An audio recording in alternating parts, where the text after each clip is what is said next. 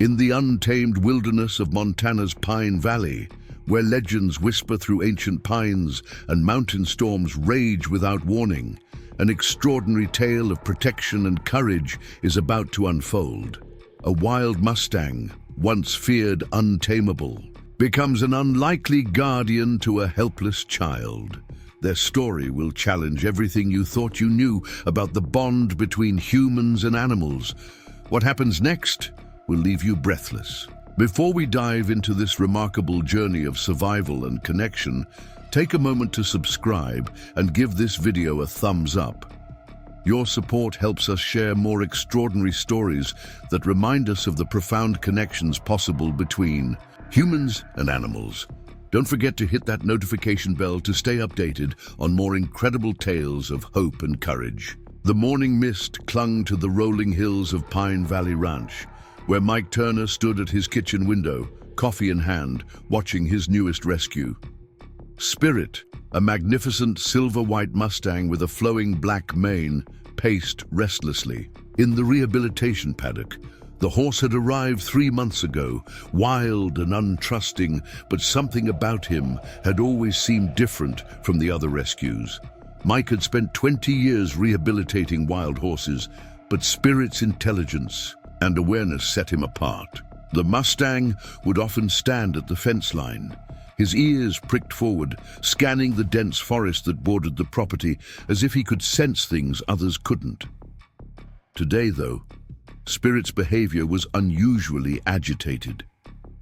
Dark clouds gathered over the distant peaks of Glacier National Park, promising one of Montana's notorious spring storms. The air felt charged, heavy with more than just the threat of rain. Spirit's pacing increased, his hooves striking the ground with unusual urgency. Mike had learned to trust his horse's instincts, and something about Spirit's behavior sent a chill down his spine. "What's got you so worked up, boy?" Mike murmured, setting down his coffee and pulling on his weathered ranch coat. The wind had picked up, carrying with it the scent of rain and pine. Spirit's whinnying grew more insistent, his powerful body tense as he moved back and forth along the fence line, eyes fixed on the tree line. Before Mike could reach the paddock, Spirit reared up, his silver coat catching the last rays of sunlight breaking through the storm clouds. With a power that seemed almost supernatural, the Mustang crashed against the fence. The sound of splintering wood echoed across the valley as Spirit broke free, galloping toward the forest with a speed and purpose that left Mike stunned. "Spirit!" Mike shouted, but his voice was lost in a sudden crack of thunder. The first heavy drops of rain began to fall as he ran to his truck, grabbing his emergency kit and flashlight. Something was driving Spirit into that forest, and whatever it was, Mike knew he had to follow. The rain intensified as Mike tracked Spirit's hoofprints into the dense pine forest. The afternoon light had dimmed to an eerie twilight under the storm clouds and thick canopy. Lightning illuminated the twisted branches overhead, casting strange shadows that seemed to dance through the undergrowth. Spirit's tracks led deeper into the wilderness, following a path that seemed almost deliberate. Mike's boots slipped on the rain-slicked pine needles as he pushed forward. Years of experience with wild horses told him this wasn't normal behavior, even for Spirit. The Mustang had been making progress in his rehabilitation, showing signs of trusting humans. But this was different. This was something primal, urgent. A flash of white through the trees caught Mike's attention, Spirit's coat visible even in the growing darkness. The horse stood still now, head lowered toward something nestled between the gnarled roots of an ancient pine. As Mike approached, Spirit's ears swiveled toward him, but the horse didn't move, maintaining his protective stance over whatever he had found. The sound hit Mike first, a weak cry almost lost in the howling wind and rain. His heart stopped as his flashlight beam revealed what Spirit had been drawn to, a small bundle wrapped in a soaked blanket, moving slightly against the forest floor. With trembling hands, Mike knelt beside the bundle, carefully pulling back the wet fabric to reveal a tiny face, eyes squinting against the sudden light. "Dear God," Mike whispered, his voice shaking.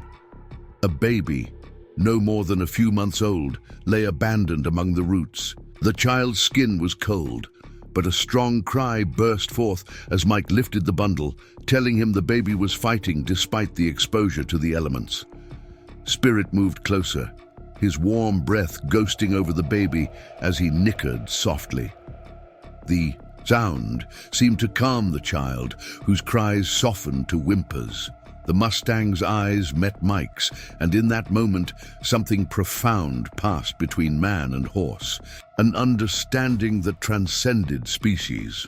Without warning, Spirit's head snapped up, ears pinned back as he stared intently into the darkness beyond the trees. Mike heard it too, the distant sound of vehicles approaching the ranch. Something about the timing sent another chill through him, one that had nothing to do with the rain that soaked through his clothes. "We need to get back, boy," Mike said softly, cradling the baby close to his chest. Spirit moved beside them, his body positioned between the sound of the vehicles and the precious bundle in Mike's arms. Together, they began making their way back through the storm. But something told Mike this was just the beginning of a much bigger story. As they emerged from the forest, headlights cut through the rain, illuminating the ranch house. A sleek black SUV sat in the driveway, its engine still running. Deputy Emma Rodriguez stood on the porch, her hand resting cautiously on her holstered weapon as she spoke with a woman in a tailored suit who seemed unbothered by the rain. Spirit's muscles tensed and a low rumble built in his chest, a sound Mike had never heard from the Mustang before. The woman in the suit turned at the sound, her composed expression faltering for just a moment as she took in the sight of Mike, the baby, and the protective stance of the silver-white horse beside them. "Mr. Turner," she called out, her voice carrying clearly despite the storm. "I'm Dr. Victoria Bennett. I believe you found something that belongs to us." If this incredible story of courage and connection touched your heart, make sure to hit that subscribe button and join our community. Share this video with someone who believes in the extraordinary bonds between humans and animals. Your support helps us continue sharing these remarkable tales of hope and survival. Stay tuned for the next part of this unforgettable journey. Thunder rolled across Pine Valley as Mike Turner tightened his grip on the bundled infant, rainwater streaming down his face. Dr. Victoria Bennett's words hung in the air between them, heavy with implication. Spirit's massive frame shifted, positioning himself more firmly between Mike and the newcomers, his silver coat gleaming despite the darkness. Deputy Emma Rodriguez moved closer, her expression a mix of concern and professional detachment. "Mike, we need to talk about this inside," she said, her voice carrying over another rumble of thunder. "The storm's getting worse." The group moved into Mike's ranch house, Spirit refusing to return to his paddock, instead taking up position by the front window. The baby had fallen quiet. Tiny fingers curled around the edge of the dry blanket Mike had wrapped around them. Dr. Bennett's eyes never left the child, her composed demeanor masking something Mike couldn't quite read. "You mentioned this child belongs to you," Mike said, breaking the tense silence. "Care to explain why I found them abandoned in the middle of my property during a storm?" Dr. Bennett straightened her suit jacket, seemingly unfazed by the accusation in Mike's tone. "The situation is more complicated than you can imagine, Mr. Turner. That child is part of a specialized program. Their presence here is the result of an unfortunate security breach." "Security breach?" Deputy Rodriguez interrupted, her hand still resting near her weapon. "Dr. Bennett, I'm going to need more details than that. Abandoning a child is a serious crime." A flash of lightning illuminated the room, casting sharp shadows across Dr. Bennett's face. "I represent the Horizon Institute, Deputy. We're a private research facility specializing in developmental studies. The child's presence here was never intended. One of our transport vehicles was compromised, and the subject was misplaced." Mike's jaw tightened. "Subject? This is a baby we're talking about, not a lab experiment. Spirit let out a low rumble, his eyes fixed on Dr. Bennett. The horse's unusual behavior hadn't escaped Mike's notice. The Mustang seemed to understand every word, his protective instincts growing stronger by the minute. The child needs to be returned to our facility immediately, Dr. Bennett continued, reaching for her phone. I have a team standing by. We can handle this quietly with appropriate compensation for your discretion, of course. Deputy Rodriguez stepped forward. Nobody's taking this child anywhere until we verify your credentials and get proper documentation. This falls under my jurisdiction now. Dr. Bennett's polite smile never wavered, but something cold crept into her eyes. I was hoping to avoid complications. Deputy, perhaps we could discuss this privately. There are aspects of this situation that require a more nuanced approach. Outside, the storm intensified, wind howling through the pine trees that surrounded the ranch. Spirit's ears pivoted toward the sound of approaching vehicles, more than one, by the growing engine noise. Die Vorbereitung und Erzählung dieser Geschichte hat viel Zeit in Anspruch genommen. Wenn Ihnen die Geschichte gefällt, abonnieren Sie unseren Kanal. Das bedeutet uns sehr viel. Nun aber zurück zur Geschichte. Mike's years of working with horses had taught him to trust their instincts, and everything about Spirit's behavior screamed danger. Tom, Mike said quietly, catching Deputy Rodriguez's attention. We need Tom Cooper here. The deputy nodded, understanding immediately. Tom Cooper wasn't just the local veterinarian, he was also Mike's closest friend and the county's unofficial expert on child welfare cases. If anyone could help navigate this increasingly complex situation, it was Tom. Dr. Bennett's phone buzzed, and her expression tightened as she read the message. Mr. Turner, I don't think you understand the gravity of this situation. That child's presence here puts everyone at risk. There are parties interested in our research who wouldn't hesitate to... She trailed off as Spirit suddenly reared up, front hooves striking the window frame with enough force to rattle the glass. The horse's warning came just seconds before. The sound of car doors slamming echoed from outside. Deputy Rodriguez drew her weapon, moving toward the window. Dr. Bennett, are these your people? Not exactly, Bennett replied, her composure finally cracking. Mr. Turner, if you want to protect that child, I suggest you listen very carefully to what I'm about to say. Before she could continue, voices carried across the ranch yard, sharp, commanding tones that sent Spirit into a frenzy. The Mustang's muscular body tensed, ready for action. Mike could see figures moving through the rain, their shapes distorted by the storm, but their purpose clear in their coordinated movements. We need to move, Bennett said urgently. Those men aren't here to negotiate, they're here to take the child, and they won't care who gets hurt in the process. Deputy Rodriguez keyed her radio, calling for backup, but static was her only response. The storm must have been interfering with the signal. Mike's mind raced, years of handling crisis. Situations with wild horses kicking into gear. The old mining tunnels, he said suddenly. There's an entrance through the barn. Spirit knows the way. The horse's ears pricked forward at the mention of the tunnels. Mike had discovered the abandoned mining network shortly after buying the ranch, using some of the more accessible passages for storage. Spirit, with his uncanny intelligence, had shown an unusual interest in the tunnel system during his rehabilitation. Dr. Bennett shook her head. You don't understand.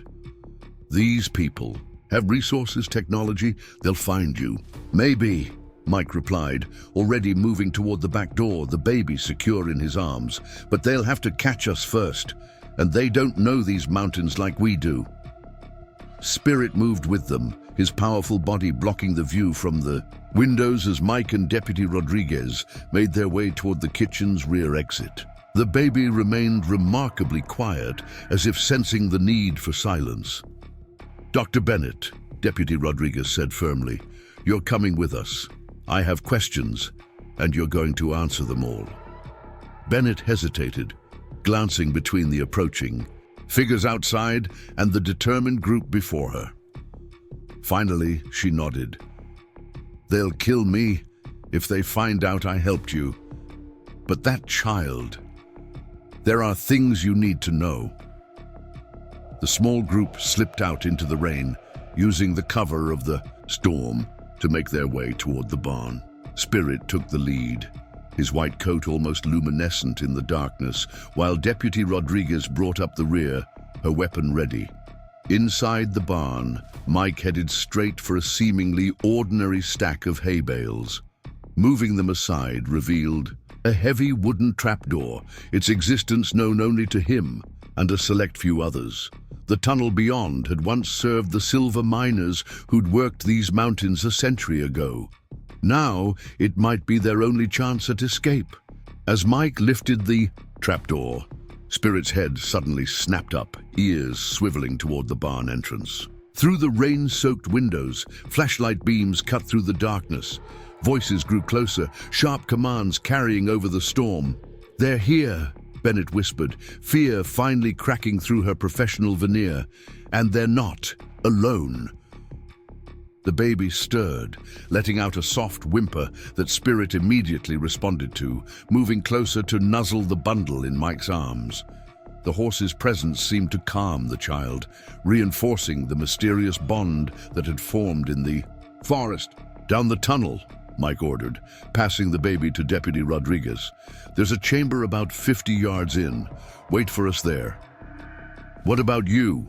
Rodriguez asked, already starting down the ladder. "Spirit and I will buy you some time. These tunnels connect to the old Campbell mine. If we get separated, head there. Tom knows where it is." Dr. Bennett descended after Rodriguez, her earlier composure replaced by genuine fear. As Mike prepared to follow, Spirit suddenly tensed, his whole body going rigid.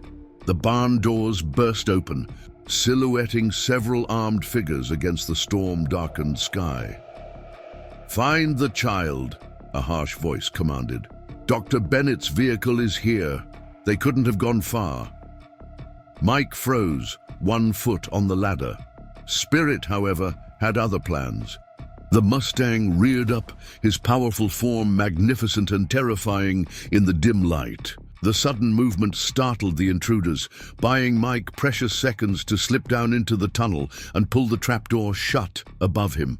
Through the heavy wood, he heard chaos erupt in the barn, the sound of equipment crashing, men shouting, and above it all, Spirit's defiant whinny. The horse was creating a diversion, leading their pursuers away from the tunnel entrance. Mike's heart raced as he hurried through the dark passage, using his flashlight sparingly to avoid drawing attention. The old miners had built these tunnels to last, shoring them up with thick timber supports that had somehow survived a century of Montana winters. The air was cool and damp, heavy with the scent of earth and old wood. He caught up with Rodriguez and Bennett in the chamber he'd mentioned, a natural cave. The miners had expanded into a storage area.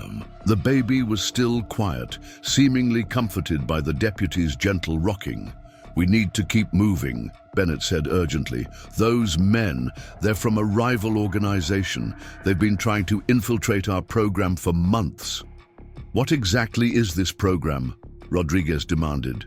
"And don't give me any more vague explanations about research facilities." Before Bennett could answer, a sound echoed through the tunnel. Hoofbeats, moving fast and growing closer. Mike tensed, raising his flashlight, but relief flooded through him as Spirit emerged from the darkness, his coat dusty, but his eyes bright with intelligence. "Incredible," Bennett breathed. "In all my years of research, I've never seen anything like this. The bond that horse has formed with the child. It shouldn't be possible." "Spirit's always been different," Mike said, reaching out to touch the horse's neck. "From the day he arrived at the ranch, I knew there was something special about him. But this goes beyond anything I've experienced with horses before." The Mustang nickered softly, nudging the bundle in Rodriguez's arms. The baby responded with a happy gurgle, tiny hands reaching towards Spirit's velvet nose. "The child isn't exactly normal either, is it, Dr. Bennett?" Rodriguez asked, her tone sharp. "That's what all this is about, isn't it?" Bennett opened her mouth to respond, but heavy footsteps from the tunnel entrance cut her off. Spirit's ears flattened against his head, and he moved to position himself between the group and the approaching danger. "We need to move," Mike whispered. "The Campbell mine is our best chance. These tunnels are like a maze. We can lose them in the network." As if understanding the plan, Spirit took the lead, choosing a tunnel that branched off to the east. His hooves made surprisingly little noise on the packed earth floor, as if the horse understood the need for stealth. The group moved deeper into the mountain, the sounds of pursuit growing fainter behind them. But Mike couldn't shake the feeling that this was just the beginning. Whatever secrets surrounded this child, whatever had brought them to his ranch, on this storm-ravaged night, one thing was clear: nothing would ever be the same. The old mining tunnels might offer temporary sanctuary, but sooner or later they would have to emerge. And when they did, Mike knew they would need more than just luck to protect this mysterious child and the extraordinary horse who had appointed himself its guardian. As they ventured further into the mountain's depths, the baby drifted off to sleep. One tiny hand still reached towards Spirit, while above them the storm raged on, nature itself seeming to mirror the turmoil of their situation. Whatever came. Next, Mike knew that his life, like the ancient tunnels they now traversed, had taken an unexpected turn into territory as mysterious as it was dangerous. Darkness pressed against the walls of the mining tunnels as Mike Turner led his unlikely group deeper into the mountain's heart. The beam of his flashlight caught glimpses of century-old support beams, their weathered surfaces telling silent stories of Montana's mining era. Spirit's hooves echoed softly against the packed earth, the Mustang's silver coat almost luminescent in the dim light as he guided them through the labyrinthine passages. Deputy Emma Rodriguez kept one hand on her weapon while cradling the sleeping infant with the other. The child's peaceful breathing seemed at odds with the tension that filled the tunnel. Dr. Victoria Bennett followed closely, her designer suit now coated with dust and grime, her earlier composure giving way to visible anxiety as she checked her phone. "No signal," Bennett muttered, shoving the device back into her pocket. "These tunnels must go deeper than I thought." "That's the idea," Mike replied, pausing at a junction where 3 tunnels branched off in different directions. Spirit moved forward without hesitation, choosing the rightmost passage. The Mustang's certainty in navigating the underground maze had Mike wondering just how much the horse had explored during his rehabilitation at the ranch. A distant rumble echoed through the tunnel, not thunder this time, but the sound of voices and footsteps. Their pursuers hadn't given up. Spirit's ears twitched backward, and he increased his pace, leading them down a narrow side passage that Mike had never fully explored. "Dr. Bennett," Rodriguez said quietly, adjusting her hold on the baby, "I think it's time you told us exactly what we're dealing with. Who are these people? And what do they want with this child?" Bennett glanced nervously over her shoulder before responding. "The Horizon Institute isn't just a research facility. We're part of a classified government program studying accelerated human development. This child, they're special. Their cognitive and empathic abilities are unlike anything we've ever seen." "Empathic abilities?" Mike asked, thinking about the inexplicable bond that had formed between Spirit and the infant. The child can form deep psychological connections with both humans and animals. It's why your horse found them. They were calling out, not with their voice, but with their mind. Bennett's words hung in the air, almost too fantastic to believe, yet Spirit's behavior seemed to confirm her explanation. The baby stirred, letting out a soft whimper. Immediately, Spirit stopped and turned back, pressing his velvet nose against the bundle in Rodriguez's arms. The child quieted, tiny fingers reaching out to touch the horse's face. The connection between them was almost tangible, a silent communication that defied conventional understanding. "There's more," Bennett continued, her voice dropping to barely above a whisper. "The people pursuing us, they're from an organization called the Nexus Group.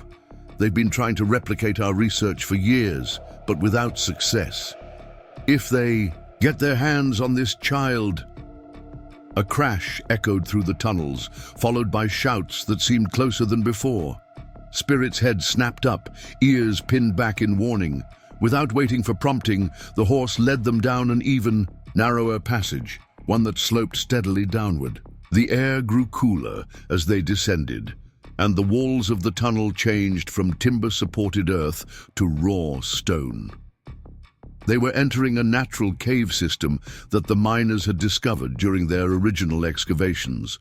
Water dripped somewhere, in the darkness, creating ethereal echoes that masked the sounds of their pursuers. "The Campbell mine opens into a network of caverns," Mike explained, his voice low. "Some of them connect to the surface through natural chimneys. If we can reach the main chamber, we might find a way out." "And then what?" Rodriguez asked. "We can't keep running forever. This child needs proper care, medical attention." "I have contacts," Bennett offered. "People who can help protect the child. But first, we need to get somewhere safe, somewhere I can reach them." Spirit suddenly stopped, his body tensing. The tunnel ahead opened into a larger space, but something about it had the horse on edge. Mike raised his flashlight, revealing an enormous cavern stretching into darkness. Ancient mining equipment lay scattered about, preserved by the cool, dry air. Multiple tunnels branched off in different directions, their entrances yawning like black mouths in the rock walls. "Perfect place for an ambush," Rodriguez murmured, shifting the baby to one arm while drawing her weapon with the other. As if confirming her words, a voice echoed through the chamber. "Dr. Bennett, we know you're there. Make this easy on yourself and hand over the child. Nobody needs to get hurt." Spirit moved to shield the group, his powerful body blocking the main entrance to the cavern. Mike quickly scanned their surroundings, looking for options. A metal ladder on the far wall led up to what appeared to be a ventilation shaft. A possible escape route, but they'd have to cross the open chamber to reach it. "Those men," Bennett whispered urgently, "they're not just here for the child. They're here to eliminate witnesses. They can't risk anyone knowing about the program." The baby began to stir again, perhaps sensing the tension in the air. This time, when Spirit moved to comfort them, something extraordinary happened. The child's eyes opened, revealing irises that seemed to shimmer with an inner light. The Mustang went completely still, his own eyes locked with the infant's in what appeared to be silent communion. "Remarkable," Bennett breathed. "The neural connection is even stronger than our tests indicated." Before anyone could respond, Spirit suddenly sprang into action. The horse moved to a pile of old mining equipment, using his nose to push aside a rusty cart. Behind it, barely visible in the dim light, was another tunnel entrance, this one much smaller than the others. "They're coming!" A voice echoed from one of the main tunnels, accompanied by the sound of approaching footsteps. "The shaft," Mike whispered, understanding Spirit's intention. "It must connect to another level. Rodriguez, you and Bennett take the baby through there.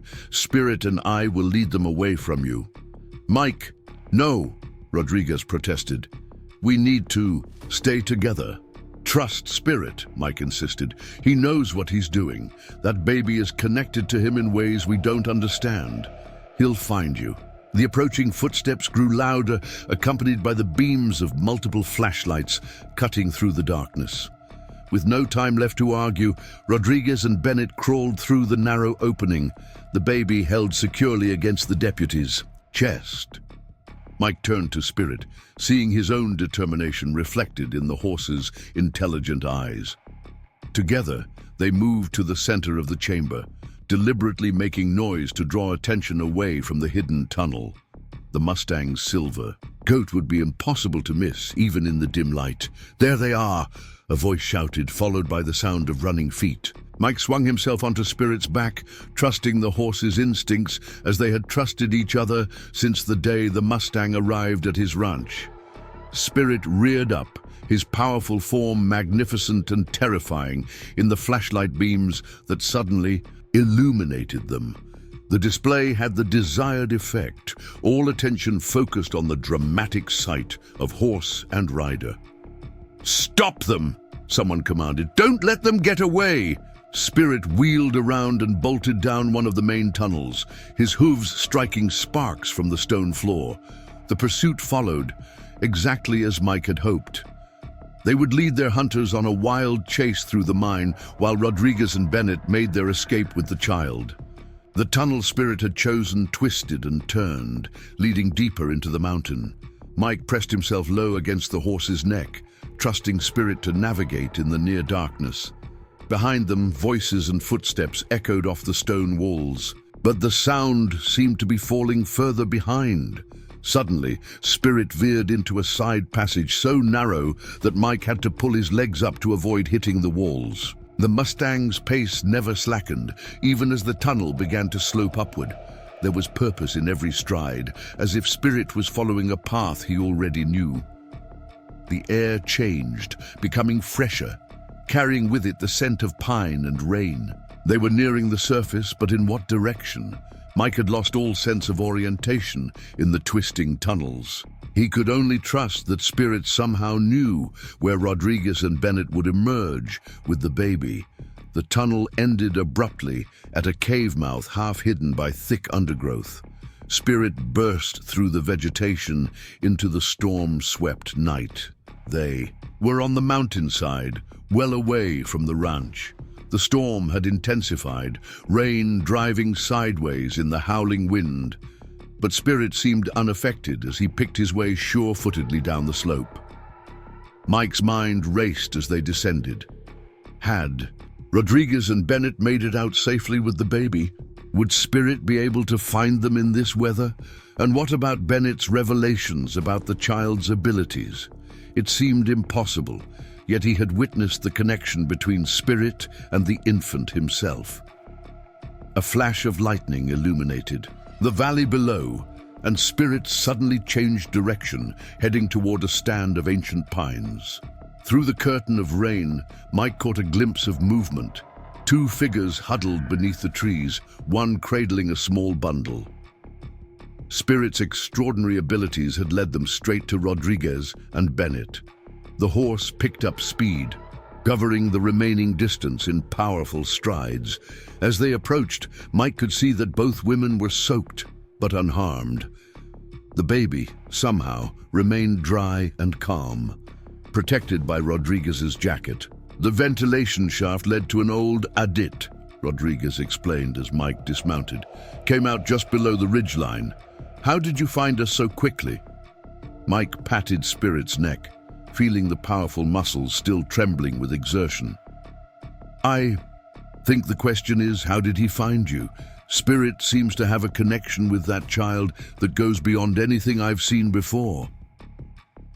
Bennett stepped forward, her expression a mix of wonder and professional curiosity. "The neural link is extraordinary. Your horse isn't just sensing the child's presence, they're communicating on a level we barely understand. This could change everything we thought we knew about human-animal interaction." The baby cooed softly, reaching out toward Spirit, who immediately lowered his head to nuzzle the tiny hands. The bond between them was undeniable, transcending the barriers of species and science. A distant shout carried on the wind. Their pursuers had found the cave exit. They needed to move, to find somewhere safe where they could figure out their next steps. But as Mike watched Spirit with the child, he realized that safety might not be found in any physical location. True security lay in the mysterious connection between this extraordinary infant and the wild horse who had chosen to become its protector. Thunder rolled across the valley as the small group disappeared into the storm-swept night, guided by Spirit's unwavering instinct and determination. The mystery of the child's origins and abilities was far from solved, but one thing was certain. They were all now part of something larger than themselves, a story that would challenge the boundaries between human and animal, science and nature. Moonlight pierced through breaking storm clouds, illuminating the rugged Montana landscape as Mike Turner's small group made their way along an old logging trail. Spirit led them with unwavering certainty, his silver coat ghostly in the intermittent brightness. The Mustang moved with deliberate care, choosing paths that would best shelter Deputy Rodriguez and the precious bundle she carried. Dr. Bennett consulted a battered compass, her professional demeanor cracking under exhaustion. "We need to find communications soon. My contacts won't wait forever." A wolf's howl echoed across the valley, answered by its pack. Spirit's ears swiveled toward the sound, but he showed no sign of fear. Instead, the Mustang's focus remained, locked on the infant, as if the child's safety superseded all natural instincts. "Tom Cooper's cabin," Mike suggested, his voice low to avoid carrying in the night air. "It's 3 miles north of here, just below the old fire watchtower. He'll have radio equipment, medical supplies." Rodriguez adjusted her hold on the baby, who remained remarkably calm despite their harsh journey. "Can we trust him with this? Tom's been my friend for 20 years. More importantly, he's the only vet in 3 counties who specializes in both large animals and human medicine. That child needs checking over, and Spirit." Mike glanced at the Mustang's mud-streaked coat. Spirit's pushed himself hard tonight. The horse nickered softly, as if understanding Mike's concern. The baby responded with a gentle coo, tiny hands reaching out. The connection between them seemed to grow stronger with each passing hour, defying conventional explanation. Bennett watched the interaction with intense fascination. The empathic bond is unprecedented. In all our testing, we never saw anything approaching this level of cross-species communication. "Testing?" Rodriguez's voice carried an edge. "What exactly were you doing with this child?" Before Bennett could respond, Spirit suddenly froze, his muscles tensing. The wolf calls had stopped, leaving an unnatural silence in their wake. Mike reached for the horse's neck, feeling the tremors running through the powerful body. Something was wrong. A mechanical whir cut through the quiet, a sound that didn't belong in these mountains. Spirit's head snapped upward, eyes fixed on the cloud-streaked sky. Through a break in the forest canopy, Mike caught a glimpse of blinking lights moving in a search pattern. "Drones," Bennett whispered, fear cracking through her composed facade. "The Nexus Group has military-grade surveillance equipment. We need cover now." Spirit needed no prompting. The Mustang led them off the trail into a dense stand of pines, their branches offering protection from aerial observation. The group moved carefully through the undergrowth, trying to minimize any sign of their passage. The drone's whir grew, closer, accompanied by the distant sound of vehicles on the mountain roads. Their pursuers had regrouped, bringing in more resources. The stakes were escalating with every passing hour. "The cabin's too obvious," Mike realized. "They'll be watching all the local properties. We need somewhere they won't think to look." Spirit's ears perked forward, and he nudged Mike's shoulder insistently. The horse's gaze was fixed on a rocky outcropping barely visible through the trees. Something about the formation tugged at Mike's memory. "The old Blackfoot caves," he breathed, "the ones the mining company sealed off decades ago. Spirit must have found another entrance." Bennett shook her head. "Underground again? We barely escaped the mine tunnels." "These are different," Mike explained, following Spirit's lead toward the rocks. "The local tribes used them long before the miners came. They're part of the mountain's natural system. Spirit's been exploring them. That's why he knows these lands so well." The baby stirred, making soft sounds that seemed almost like laughter. Spirit responded immediately, moving closer to nuzzle the child.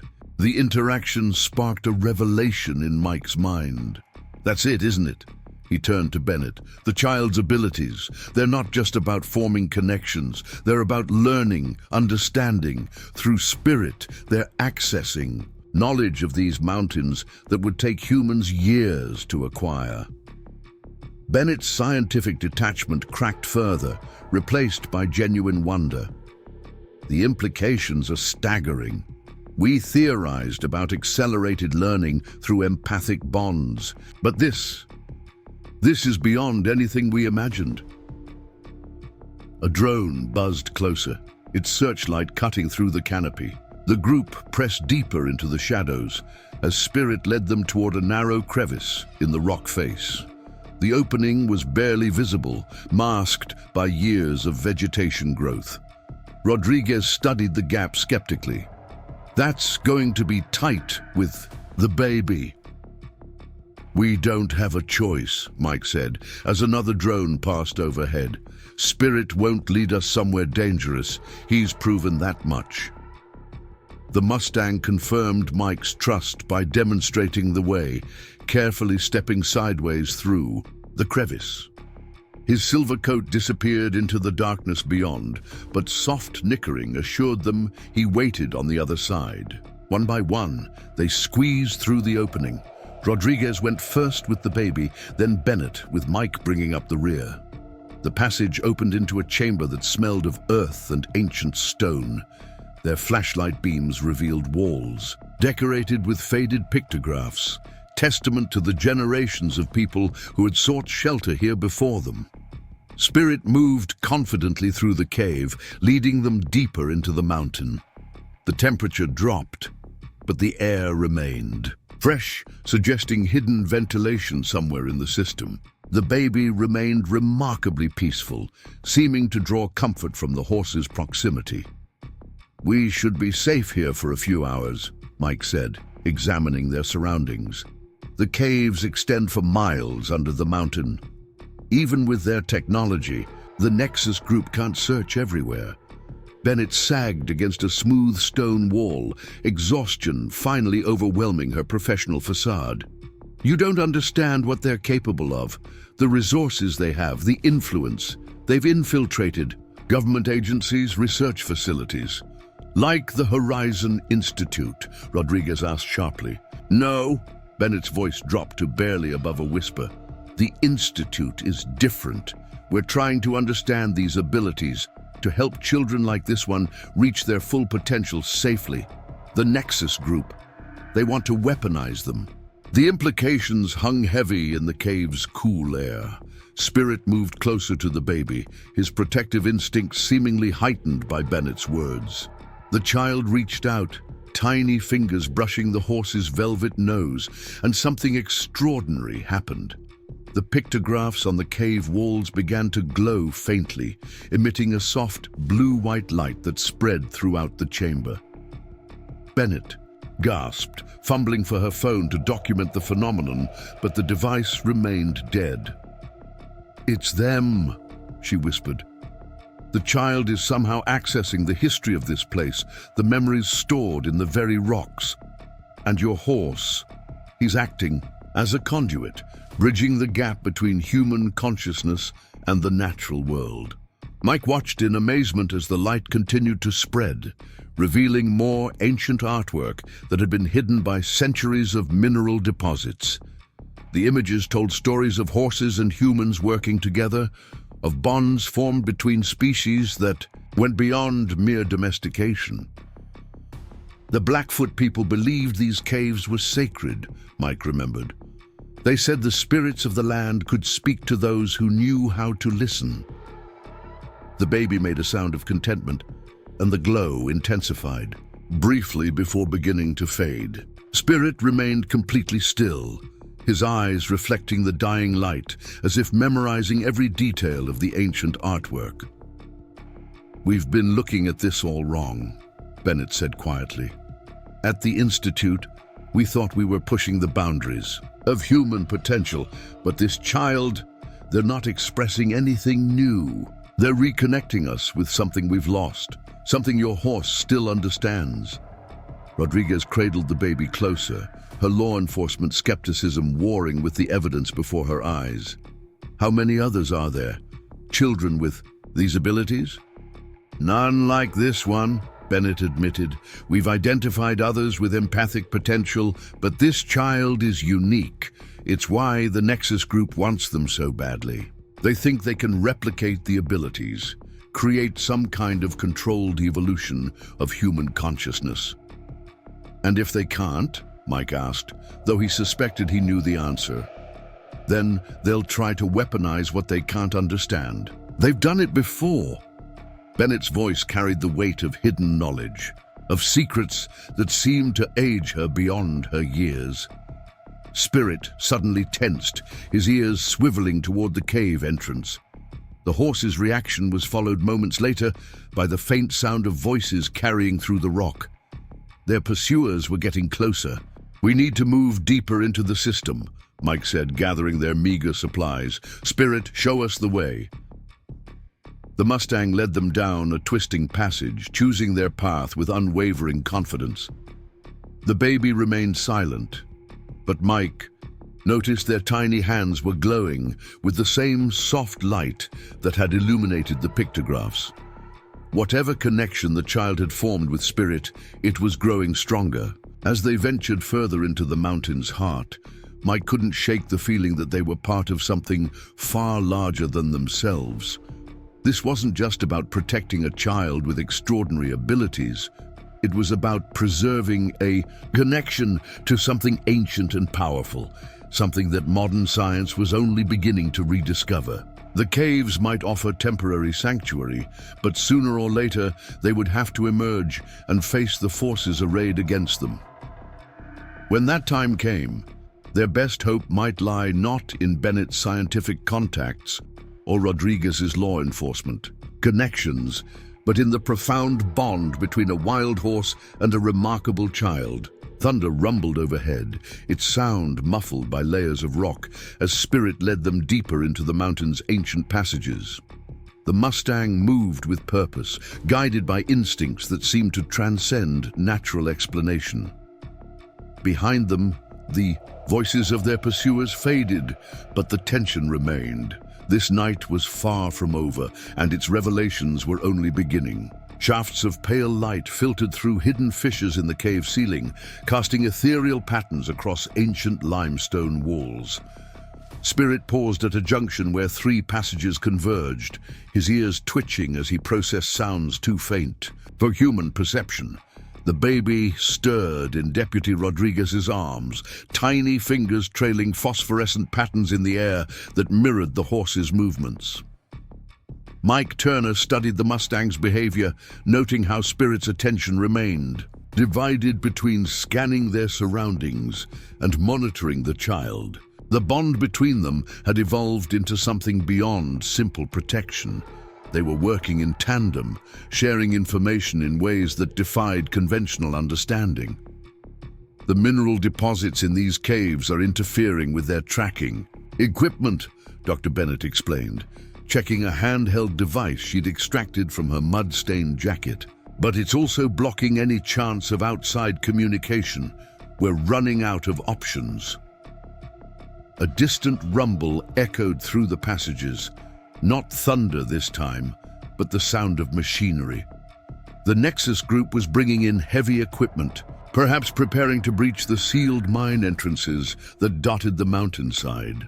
They're getting desperate, Bennett continued, her scientific detachment cracking further. The longer they go without acquiring the child, the more likely their superiors are to take direct control of the operation.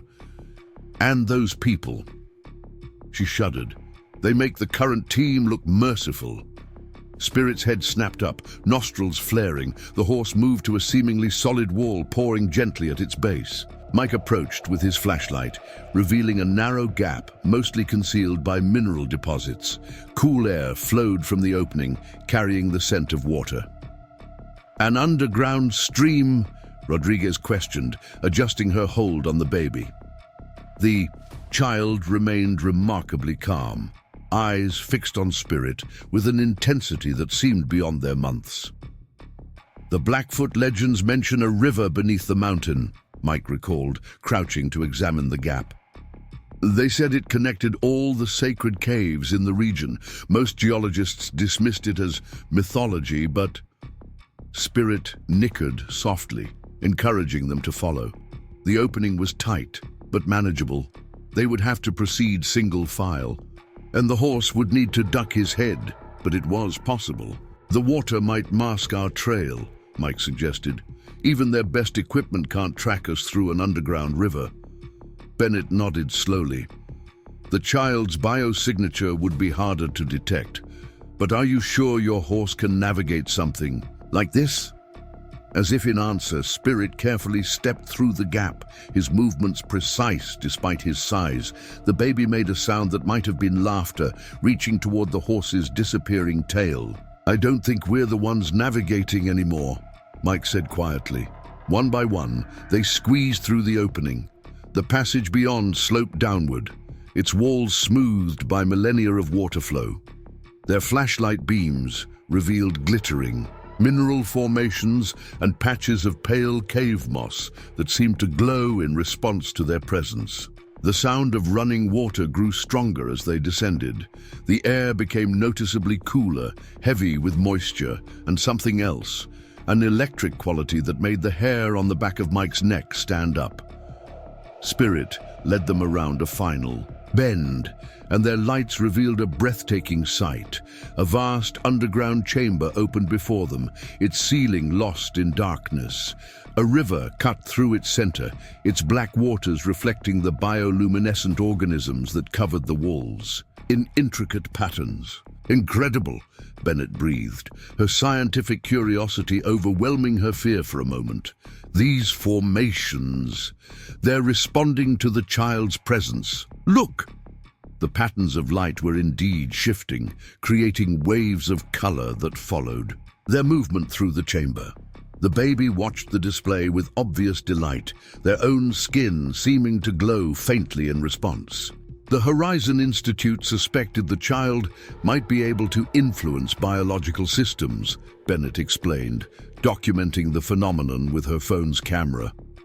But this level of interaction with naturally occurring organisms, is that how they've been communicating with Spirit? Rodriguez asked, through some kind of biological frequency. Before Bennett could respond, Spirit suddenly stiffened. The horse's ears pinned back, and he moved quickly to shield their group. Moments later, they all heard it.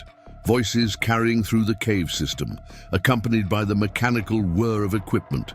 They've found the water passage, Bennett whispered. They'll have teams converging from multiple entrances. Mike studied their surroundings, noting how the river disappeared into a low tunnel at the chamber's far end. Spirit, is there another way out? The Mustang responded by moving along the river's edge, carefully testing each step. The bioluminescent patterns shifted with his movement, creating a path of brighter light that seemed to indicate safe footing. The child is helping them map the terrain, Bennett realized. They're working together to find a route that will support all of us, including a full-grown horse. The baby gurgled happily, tiny hands creating patterns in the air that matched the glowing designs on the cave walls. Spirit nickered in response, confirming their silent communication. We need to move, Rodriguez urged as the voices grew closer. Whatever they're planning, we can't let them trap us in here. The group followed Spirit's lead, picking their way along the riverbank. The water ran deep and fast beside them, its surface occasionally broken by pale, eyeless fish that seemed drawn to their presence. Suddenly, the mechanical sounds changed pitch, a high-frequency whine that made them all wince. Spirit reacted instantly, pushing them toward a cluster of stalagmites, just as a beam of intense light cut through the darkness behind them. Thermal imaging, Bennett hissed. They're using military-grade equipment now. The water's our only chance. It'll mask our heat signatures. Mike studied the river's violent flow with concern. That current's too strong. We'd never make it. Spirit moved forward decisively, stepping into the water. To their amazement, the current seemed to calm around him. the bioluminescent organisms, creating a visible path across the river's surface. "The child," Bennett whispered in awe, "they're not just communicating with the horse, they're influencing the entire cave system. The biological network is responding to their presence, creating safe passage." The sound of boots on stone echoed through the chamber. They were out of time. Spirit waited in the water, his certainty unwavering. The baby reached toward him, their entire body now glowing with a soft light that seemed to pulse in rhythm with the cave's natural illumination. "Trust them," Mike said, stepping into the river. The water was cold, but manageable, the current mysteriously subdued around them. "They know what they're doing." Rodriguez followed with the baby, then Bennett. Together, they moved across the river, guided by Spirit and the child's extraordinary connection to their surroundings. Behind them, flashlight beams cut through the darkness, accompanied by shouts of discovery. Just as they reached the far bank, the high-pitched whine returned. Spirit reacted instantly, placing himself between the group and the approaching threat. What happened next defied explanation. The bioluminescent organisms erupted in a dazzling display of light, creating a blinding wall of biological illumination. The sudden flash overloaded the thermal imaging equipment, buying them precious seconds to disappear into a hidden passage Spirit had discovered. The new tunnel angled upward, its walls lined with the same glowing organisms that had aided their escape. The baby was fully awake now, watching the patterns with obvious fascination. Their tiny hands created ripples in the air that seemed to influence the light's movement, turning it into a living map of their surroundings. "The implications are staggering," Bennett murmured as they climbed. "The child isn't just communicating with individual organisms, they're tapping into entire biological networks. And your horse, he's acting as some kind of intermediate, translating between human consciousness and natural systems." "But why Spirit?" Rodriguez asked. "What makes him different from other animals?" Mike thought about the day the Mustang had arrived at his ranch, wild and untameable. Even then, there had been something special about him, an intelligence and awareness that went beyond normal horse behavior. "Maybe he was always meant for this," Mike suggested. "Maybe some animals are born with the ability to bridge worlds, and we just never understood how to recognize it." The tunnel widened as they ascended, revealing more ancient pictographs. These were different from the ones they'd seen earlier, more detailed, showing humans and animals working together in ways that seemed impossible. In one scene, a horse. He appeared to be leading people through a great flood, guided by lights in the sky. "They knew," Bennett said softly. "The ancient peoples who used these caves, they understood these connections were possible. We thought we were discovering something new at the Institute, but we were really just rediscovering what humanity had forgotten." Spirit paused at another junction, his attention focused on a particular passage. The baby made a soft sound of recognition, and the bioluminescent organisms responded by creating a bright trail leading upward. "Where are they taking us?" Rodriguez asked, but there was less skepticism in her voice now. The evidence of the child's abilities was becoming impossible to ignore. "I think we're about to find out," Mike replied, noting how the air was becoming fresher, carrying hints of pine and rain. As they followed Spirit's lead, Mike couldn't help but feel they were approaching a turning point. The child's powers were growing stronger, their connection to Spirit and the natural world deepening with every passing hour. Whatever the Nexus group had planned, they couldn't be allowed to corrupt something so extraordinary. The tunnel continued, its upward slope promising escape from the underground labyrinth. But as they climbed, Mike knew they were ascending into more than just the night air. They were rising into a world forever changed by the revelation of what was possible when humanity remembered its ancient connections to the natural world. Behind them, the sounds of pursuit had faded, but the danger remained very real. The Nexus group wouldn't give up easily, not with a prize this valuable within their grasp.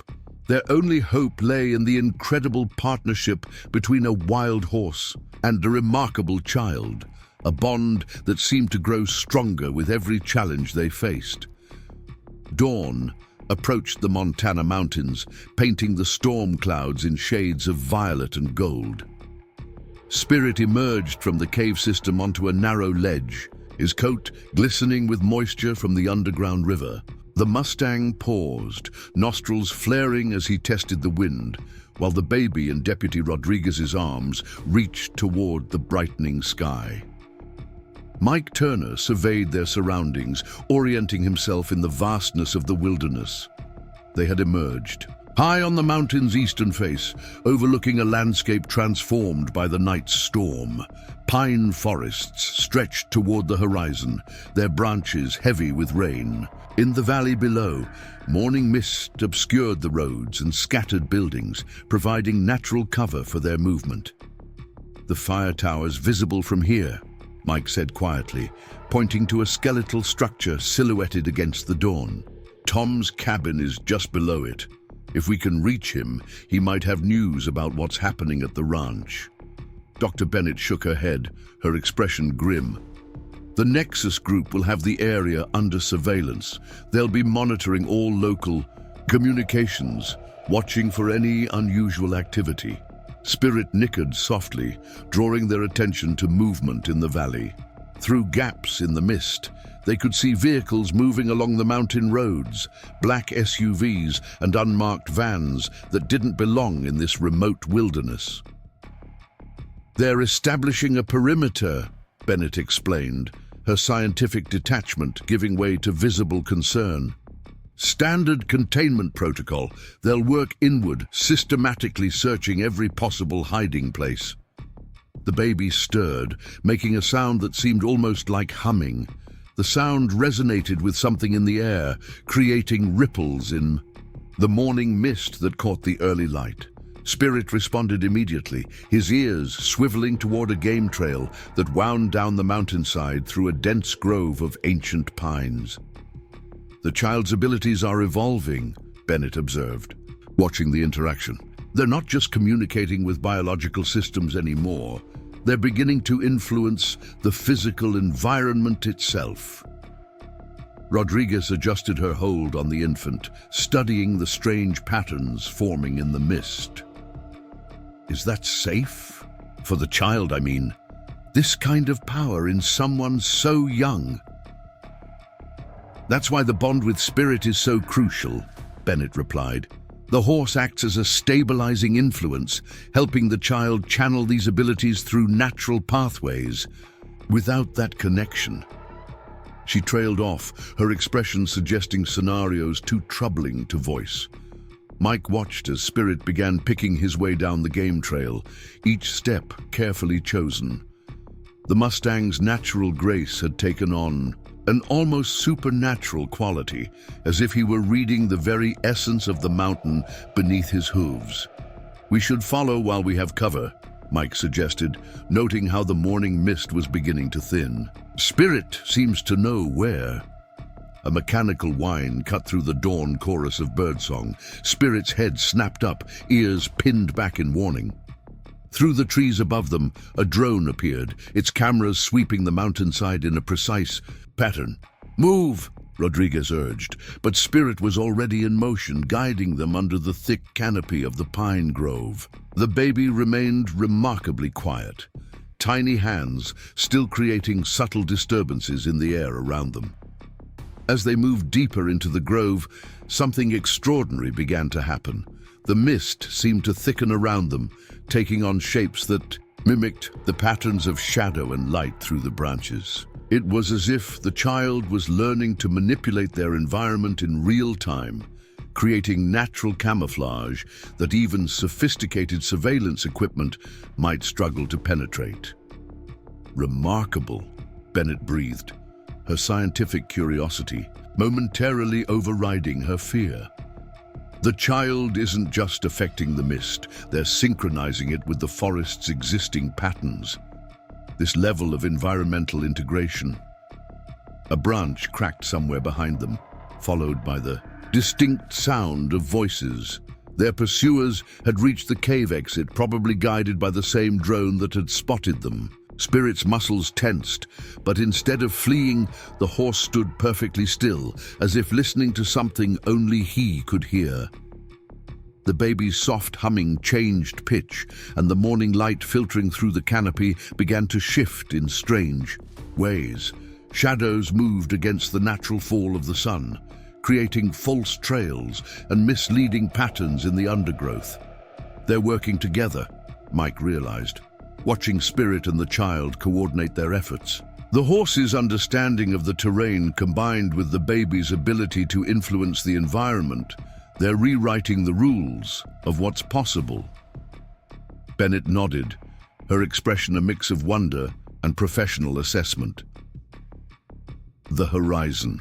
Institute suspected this kind of synchronization might be possible, but we never imagined it could happen spontaneously, especially with a non-human partner. The implications for our understanding of consciousness and environmental interaction are staggering.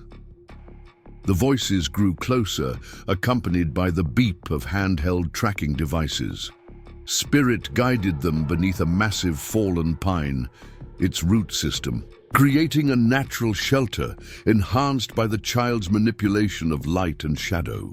Through gaps in the roots, they watched as armed figures moved through the grove, their frustration evident as their equipment struggled to provide clear readings. "The biosignatures are scattered," one man reported into a radio. "It's like they're everywhere and nowhere at the same time. Keep searching," a familiar voice responded, the leader they'd encountered at the ranch. "They can't maintain this interference forever. The child will tire, and when they do..." The baby chose that moment to reach towards Spirit. Tiny, fingers glowing with the same bioluminescence they'd witnessed in the caves. The horse responded by pressing his muzzle gently against the child's hand, and a wave of energy seemed to pulse through the grove. The effect was subtle but profound. The natural sounds of the forest, bird calls, rustling leaves, the whisper of wind through pine needles, shifted slightly, creating an acoustic camouflage that complemented the visual deception. Their pursuers' voices became muffled, their movements less certain, as the very environment seemed to conspire against them. "They're not just hiding us," Bennett whispered in awe. "They're reshaping the sensory landscape itself." The child's abilities, combined with the horse's natural connection to the wilderness, they're creating a kind of sanctuary within the existing environment. Rodriguez watched the armed figures move past their hiding place, their frustration growing as their technology failed to penetrate the natural deception. How long can they maintain this? As if in answer, the baby's glow began to fade slightly, their extraordinary effort taking an obvious toll.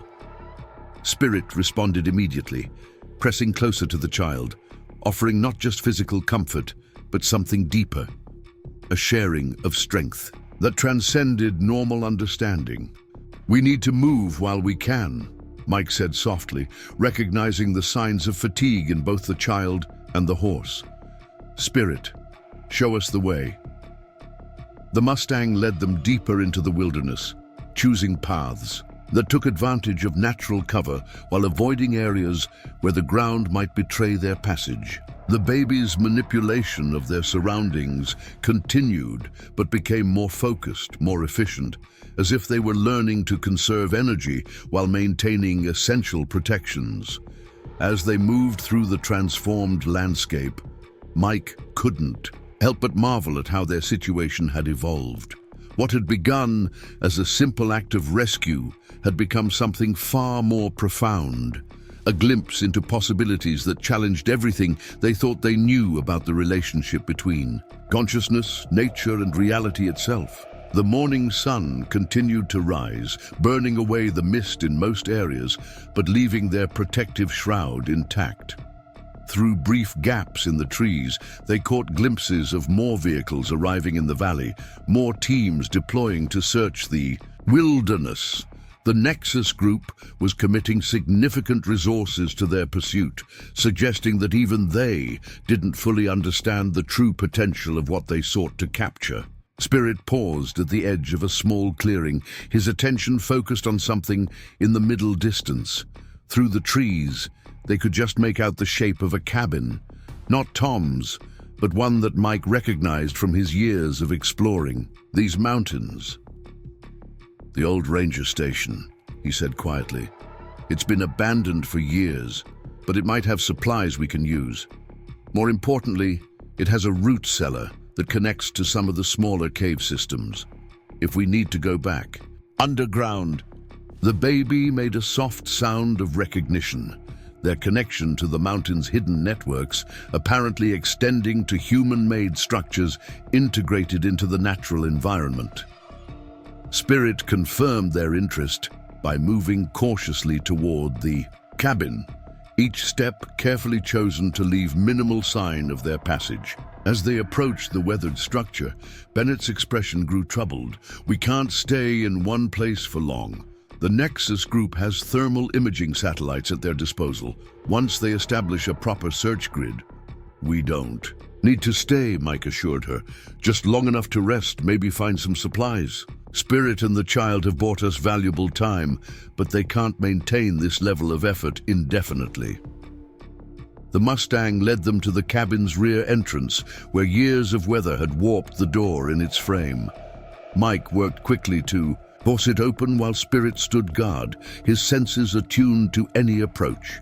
Inside, dust covered everything, but the basic structure remained sound. Rodriguez settled the baby in a makeshift nest of old emergency blankets while Bennett examined the child for signs of exhaustion. The infant's extraordinary efforts had clearly taken a toll, but their connection to Spirit seemed to be helping them recover more quickly than Bennett's experience suggested was normal. "The synchronization between them is actually strengthening," she observed, watching as Spirit positioned himself to maintain physical contact with the child. "It's as if each challenge they face together deepens their bond, expanding the possibilities of what they can achieve."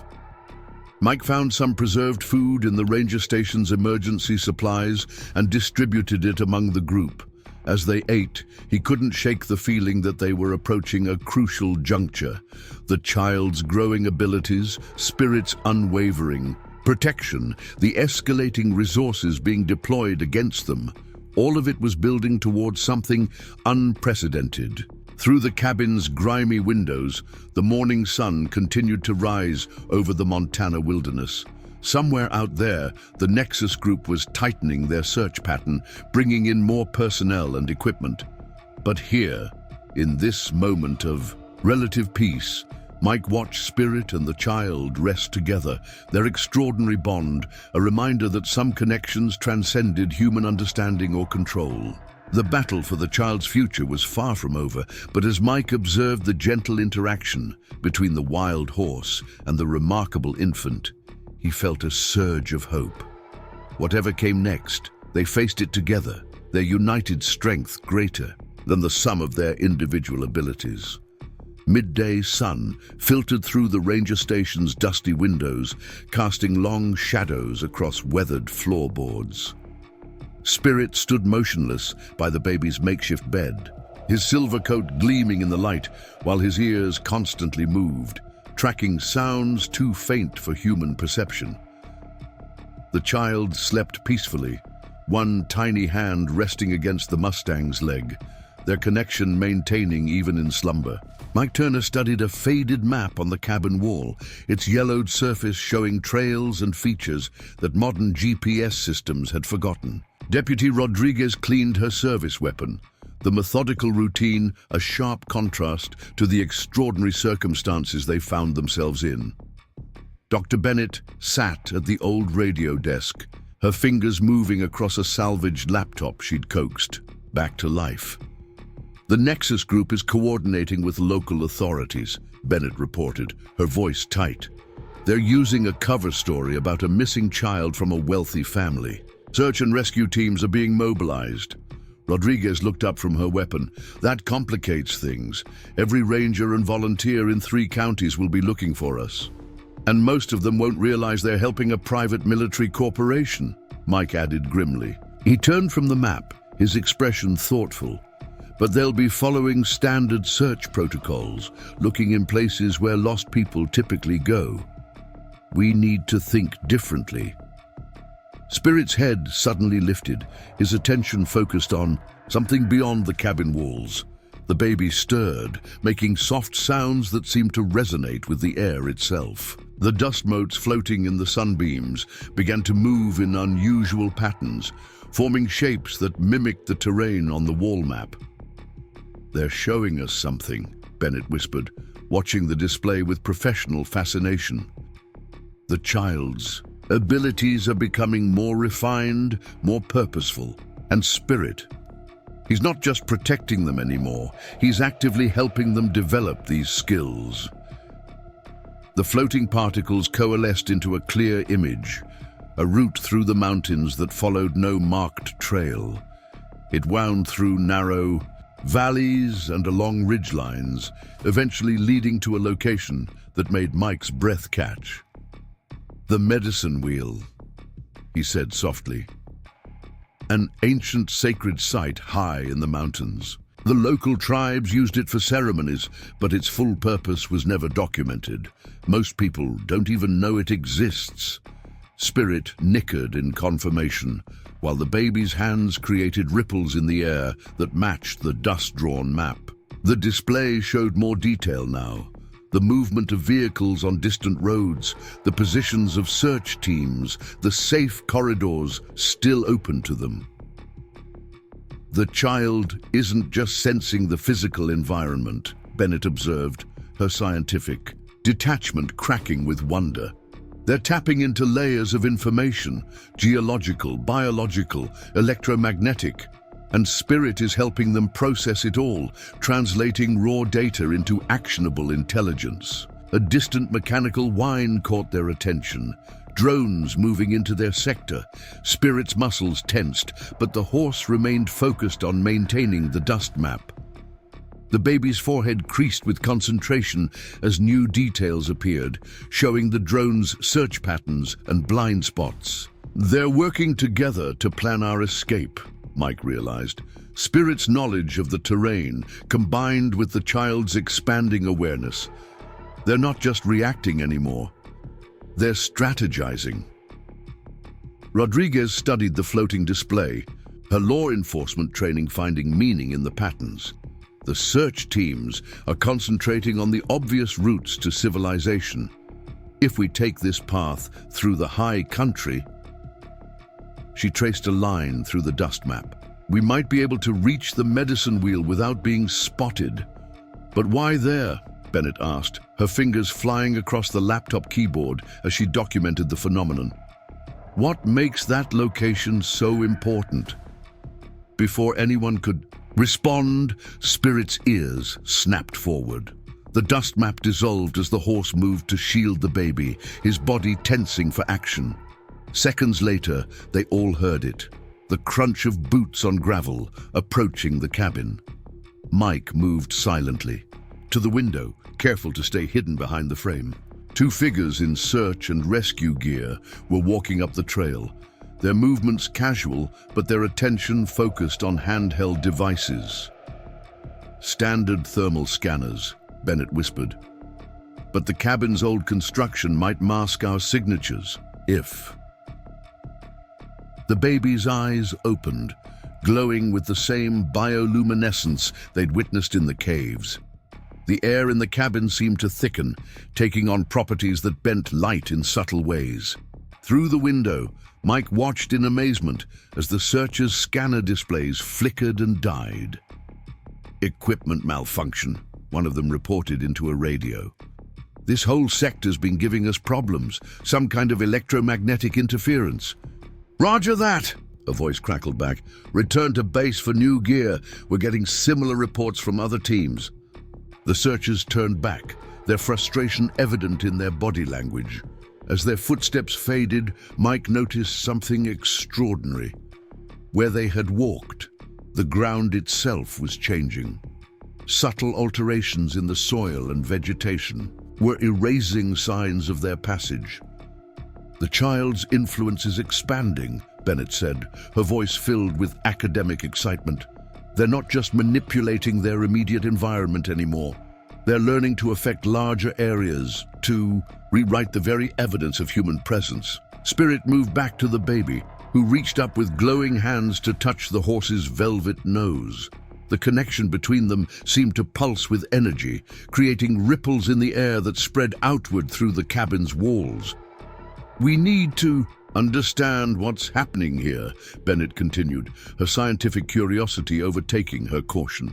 "The implications for human potential, for our relationship with the natural world." "What we need is to keep them safe," Rodriguez interrupted. "Firmly. Both of them. Whatever's happening here, whatever the child is becoming, we can't let the Nexus group weaponize it." Mike returned to the wall map, his mind working through possibilities. "The medicine wheel sits at a confluence of natural energy lines. Ley lines, some people call them. The tribes believed it was a place where the boundary between physical and spiritual realms grew thin." "You think that's why they're drawn to it?"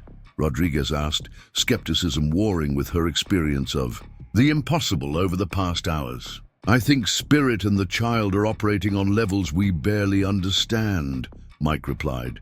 "If they believe that site is important, I'm inclined to trust their judgment." The baby made a soft musical sound, and the dust motes rose again, recreating the mountain map with even more detail. New patterns appeared, showing energy flows that coursed through the landscape like invisible rivers. "Extraordinary," Bennett breathed. "They're revealing layers of reality that modern science is only beginning to detect. The geomagnetic fields, the bioelectric networks that connect living systems." Spirit's ears suddenly swiveled toward the root cellar door. The horse moved with purpose, nudging it open with his nose. Cool air flowed up from below, carrying the scent of earth and hidden passages. "Another way out?" Rodriguez asked, already gathering their meager supplies. Mike nodded. "The cellar connects to natural caves. The rangers use them for storage, but they go deeper into the mountain. If Spirit thinks it's safe..." The baby reached toward the cellar entrance, their tiny body glowing with soft light. The darkness below seemed to respond, bioluminescent organisms similar to those they'd encountered before beginning to spread across the walls. "They're creating a path," Bennett observed, "using the same biological networks we saw in the other caves. But this is different. They're not just revealing what's there, they're actively establishing new connections." Rodriguez wrapped the baby more securely in their blanket. "How long before the search teams circle back?" A distant engine sound answered her question, vehicles moving up the access road. Spirit nickered urgently, gesturing toward the cellar with his head.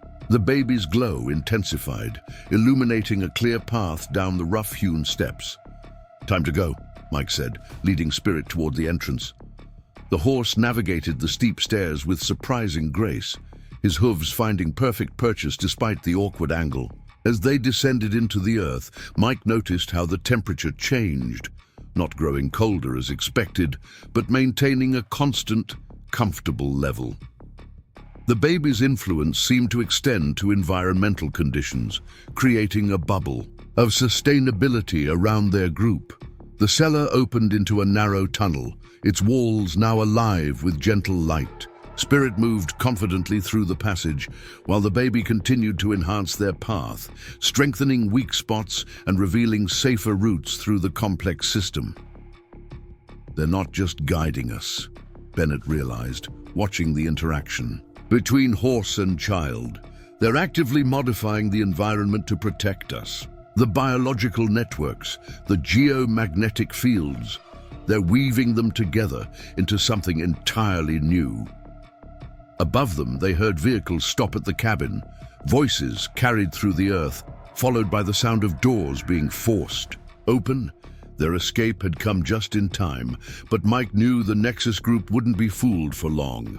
The tunnel sloped upward, curving toward what Mike's sense of direction suggested was the path to higher elevations.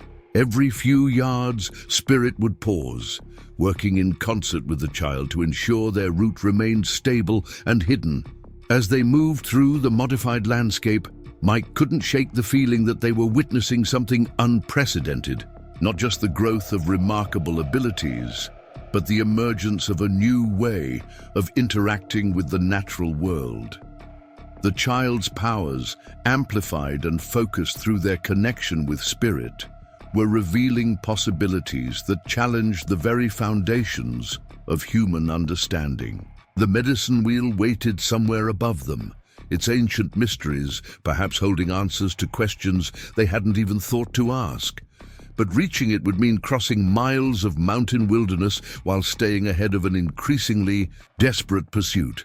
Yet as Mike watched Spirit and the child work together to forge their path, he felt a surge of hope. In their extraordinary partnership lay something powerful enough to overcome any obstacle.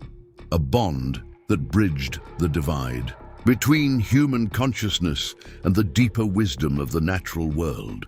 Mountain air whispered through ancient pines as Spirit emerged from the hidden tunnel onto a narrow ridge. Afternoon sun painted the landscape in rich golds and deep shadows, revealing the vast wilderness that stretched toward the sacred peaks. The Mustang paused, nostrils flaring as he tested the wind, while the baby in Deputy Rodriguez's arms reached toward the massive stone circle barely visible on a distant summit. The medicine wheel's weathered stones caught the sunlight, creating patterns that seemed to pulse with hidden meaning. Dr. Bennett studied the formation through borrowed binoculars, her scientific mind struggling to process what her instruments were telling her. "The electromagnetic readings are off the scale," she whispered, checking her modified phone. "It's as if the entire mountain is channeling energy through that point. But none of our previous surveys ever detected anything like this."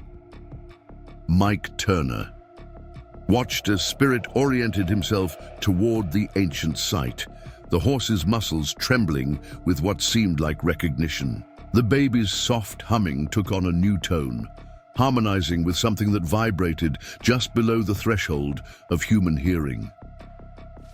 "The tribe spoke of places where the world grew thin," Mike said quietly, recalling stories shared by local elders. "Sites where the boundaries between physical and spiritual realms could be crossed under the right conditions.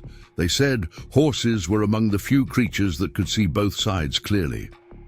Spirit nickered in what sounded like agreement, while the infant's tiny hands traced patterns in the air that matched the stone wheel's layout. The connection between them had grown stronger with each passing hour, transforming from simple protection into something far more profound.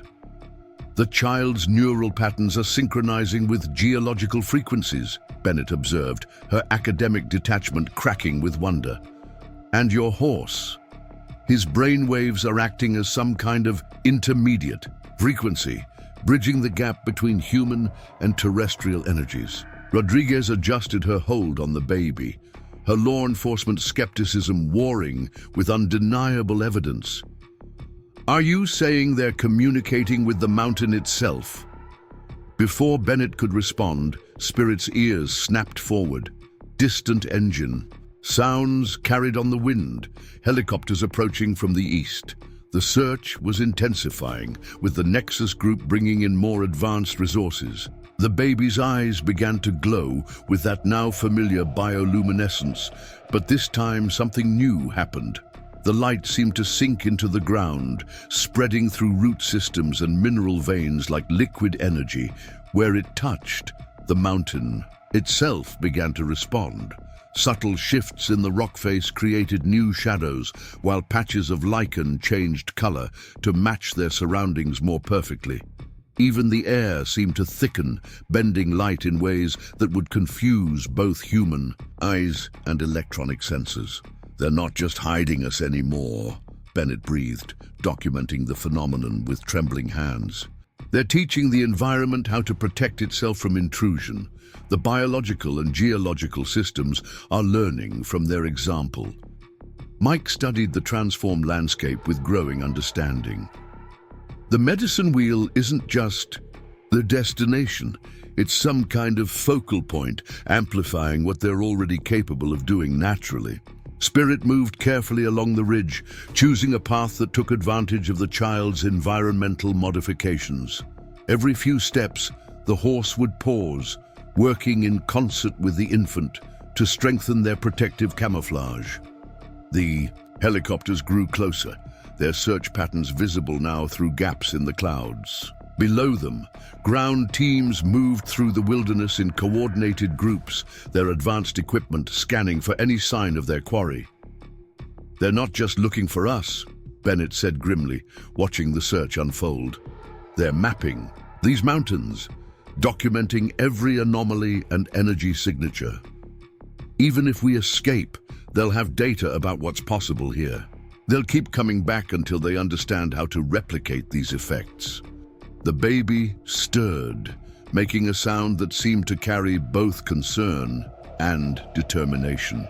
Spirit responded immediately, pressing closer to Rodriguez while the child's glow intensified. The energy flowing through the ground began to pulse in complex patterns, like a heartbeat echoing through stone. "Look," Mike pointed toward the distant medicine wheel. The ancient stones were responding to the rhythm, emitting a subtle luminescence that matched the baby's energy signature. "It's a resonance effect," Bennett realized, her scientific training providing framework for the impossible. The child is tapping into frequencies that have always existed in these mountains, but they're doing it consciously, with Spirit acting as a living amplifier. Rodriguez studied the glowing stones with growing concern. "Won't that light lead them straight to us?" "I don't think they can see it," Mike said softly. "At least, not the way we can. Being this close to Spirit and the baby, we're inside their field of influence. To outside observers." He gestured toward a search team visible in the valley below. Their instruments were clearly malfunctioning, the frustrated operators smacking devices that should have been picking up clear signals. The very air around the searchers seemed to warp slightly, steering their attention away from the ridge where our group waited. The baby reached toward the medicine wheel again, their tiny body practically vibrating with purpose. Spirit's muscles tensed, understanding in that mysterious way of his exactly what needed to happen next. "They want to move while we have coverage," Mike interpreted, reading the Mustang's body language. "The search teams are focused on the lower elevations, assuming we'd head for easier terrain." Bennett nodded in agreement. "The helicopters are following standard search patterns. If we time this right, we can use their own protocols against them." The group began moving along the ridge, Spirit leading them through patches of deeper shadow, while the baby continued to influence their surroundings. The horse's hooves found perfect purchase on seemingly impossible terrain, guided by the child's enhancement of natural features.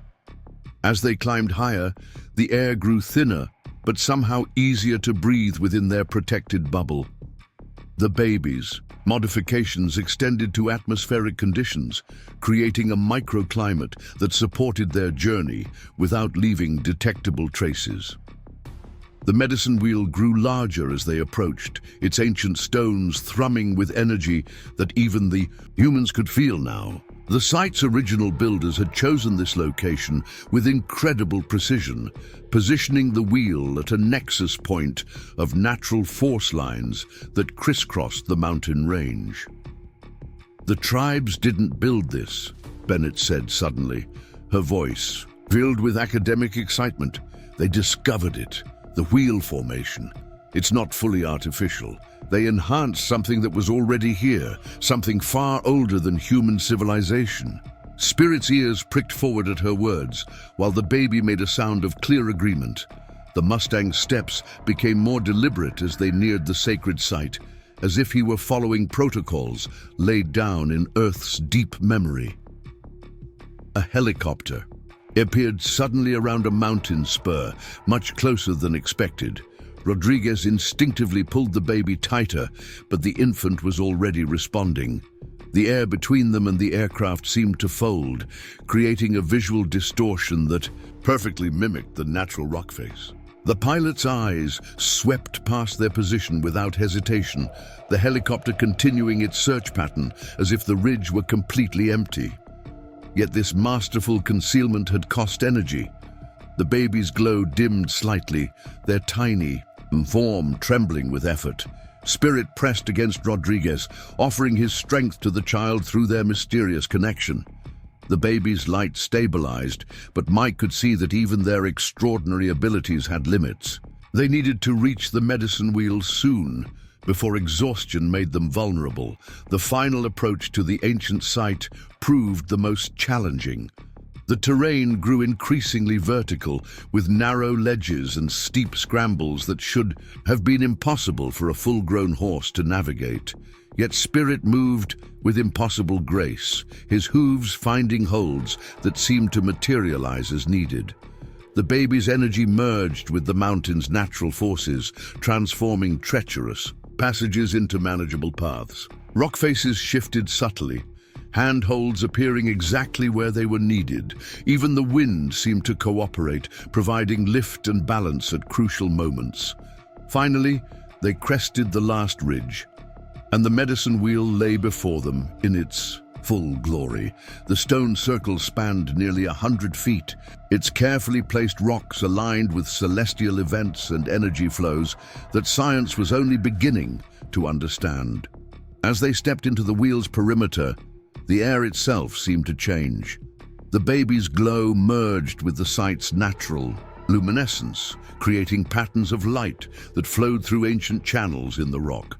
Spirit moved to the wheel's center, his silver coat shimmering with reflected energy. "This is incredible," Bennett whispered, her instruments recording data that defied conventional physics. "The site is responding to their presence, activating systems that have lain dormant for millennia." The baby reached out with both hands, their tiny fingers tracing symbols in the air that appeared in light on the surrounding stones. Spirit stood perfectly still, his role shifting from protector to participant in whatever ceremony was unfolding. Mike recognized some of the symbols from cave paintings he'd seen in the area. Ancient signs relating to transformation and journey, to bridges between worlds and the deepening of natural bonds. But these weren't just historical records. In the presence of the child and spirit, they were becoming active tools, keys to understanding that humanity had forgotten. The sun touched the western peaks, and the medicine wheel's alignment captured the light in ways its builders had carefully planned. The baby's glow intensified, synchronized now with both the site's natural energy and spirit's unwavering presence. Together, they were awakening something that had waited ages to be rediscovered. Sunset painted the medicine wheel in shades of amber and gold, its ancient stones pulsing with awakened energy.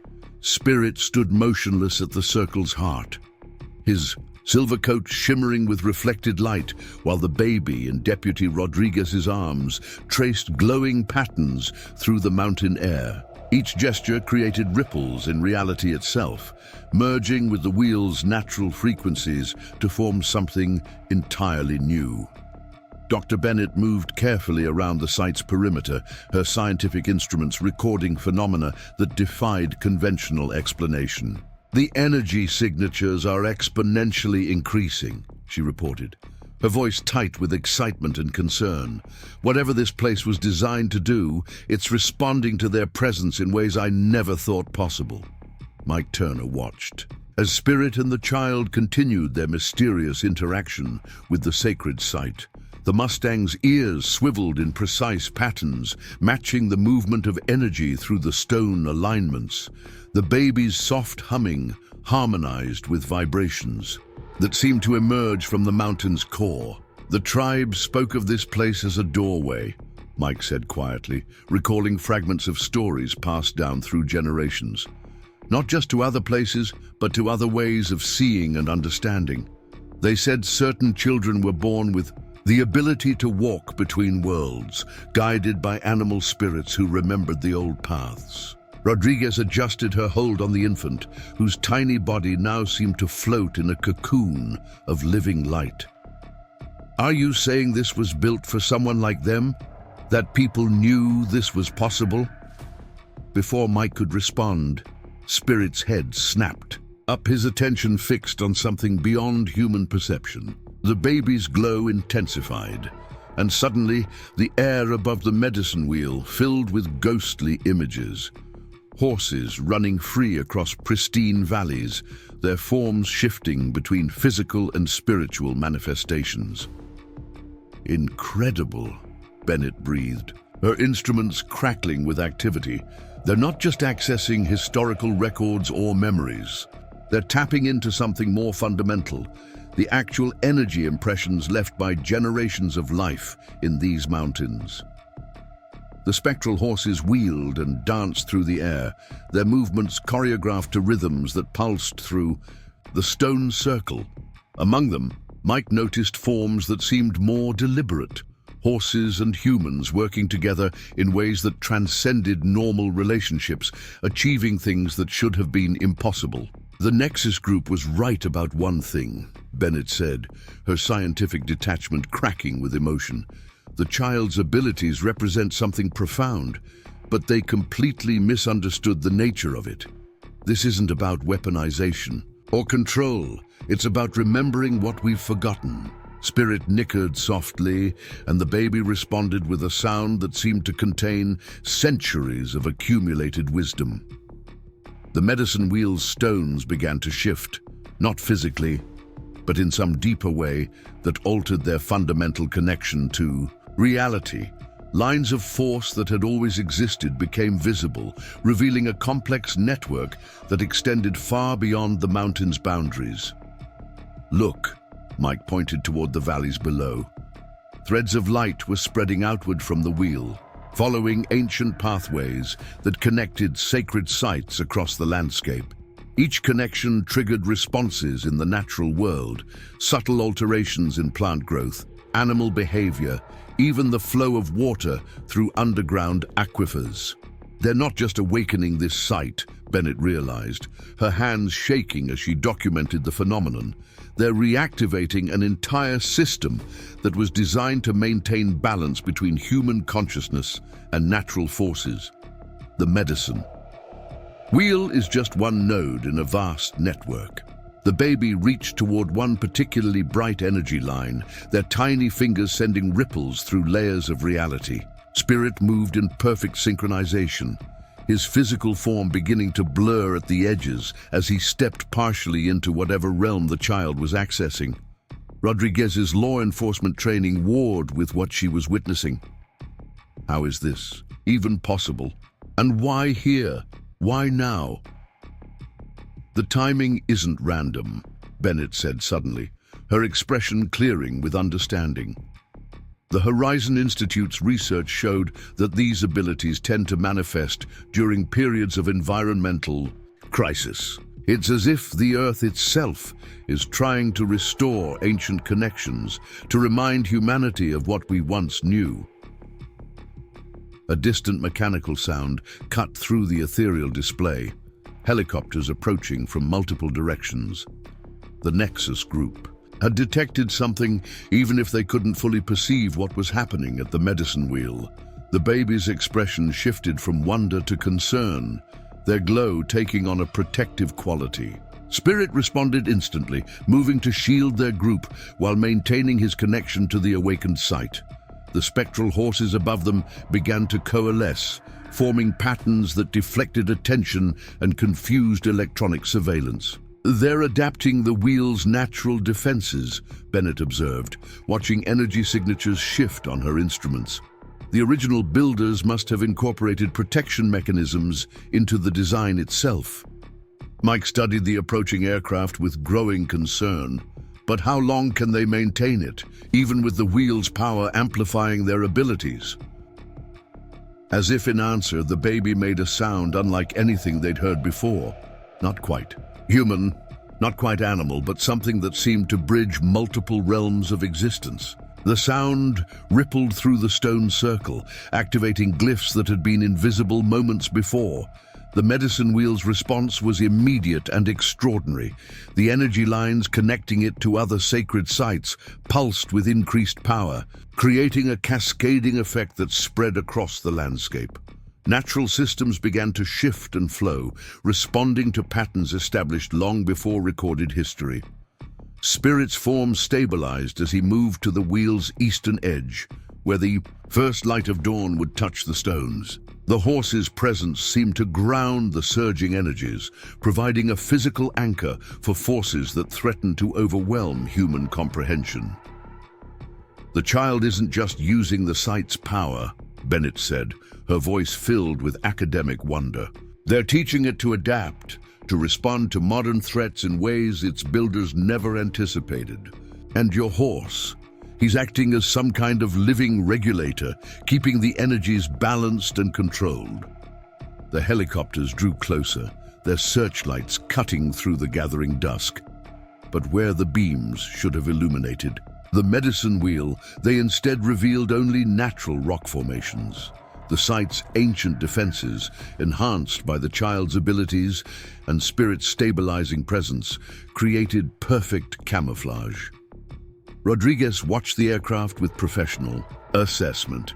"They'll have ground teams moving up the mountain. Even if they can't see us, they'll keep searching until they find something." The baby stirred in her arms, their tiny form beginning to show signs of fatigue. The effort of working with such powerful energies was taking its toll. Even with Spirit's support and the wheel's natural amplification, "We need to understand what they're trying to achieve here," Mike said, studying the continuing display of spectral horses and ancient wisdom. "This isn't just about hiding or escaping anymore. They're working towards something specific." Bennett nodded, her scientific mind racing to process the implications. The patterns they're creating, the way they're modifying the site's existing systems. It's almost like they're trying to restore something, not just here, but across the entire network of sacred places. Spirit's ears suddenly pricked forward, his attention drawn to a particular arrangement of stones. The baby responded with renewed energy, their glow synchronizing with pulses of power that emerged from deep within the mountain. The medicine wheel's central area began to shimmer, reality itself seeming to grow thin. Through the distortion, they caught glimpses of other places. Pristine valleys untouched by modern development, ancient forests where spirits still walked freely, mountains where the boundaries between worlds remained fluid and permeable. "It's a map," Mike realized, watching the images shift and flow. Not just of physical locations, but of places where these kinds of connections are still possible. Places where the old knowledge hasn't been completely lost. The baby reached toward the display with obvious purpose, their tiny fingers leaving trails of light that connected different points in the ethereal map. Spirit moved in concert with their gestures, his physical presence somehow strengthening the patterns they created. "They're not just showing us what's possible," Bennett breathed, her instruments recording data that would revolutionize multiple fields of study. "They're creating a pathway, a way to restore these connections on a larger scale." The implications were staggering. If the child and Spirit succeeded, they wouldn't just be ensuring their own safety. They would be reawakening an ancient system of balance and harmony, one that modern civilization had forgotten was even possible.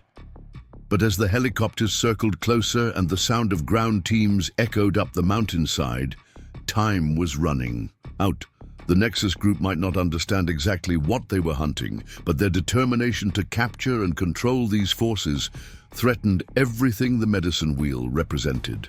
The sun touched the horizon, and the wheel's alignment captured the last light in ways its builders had carefully planned.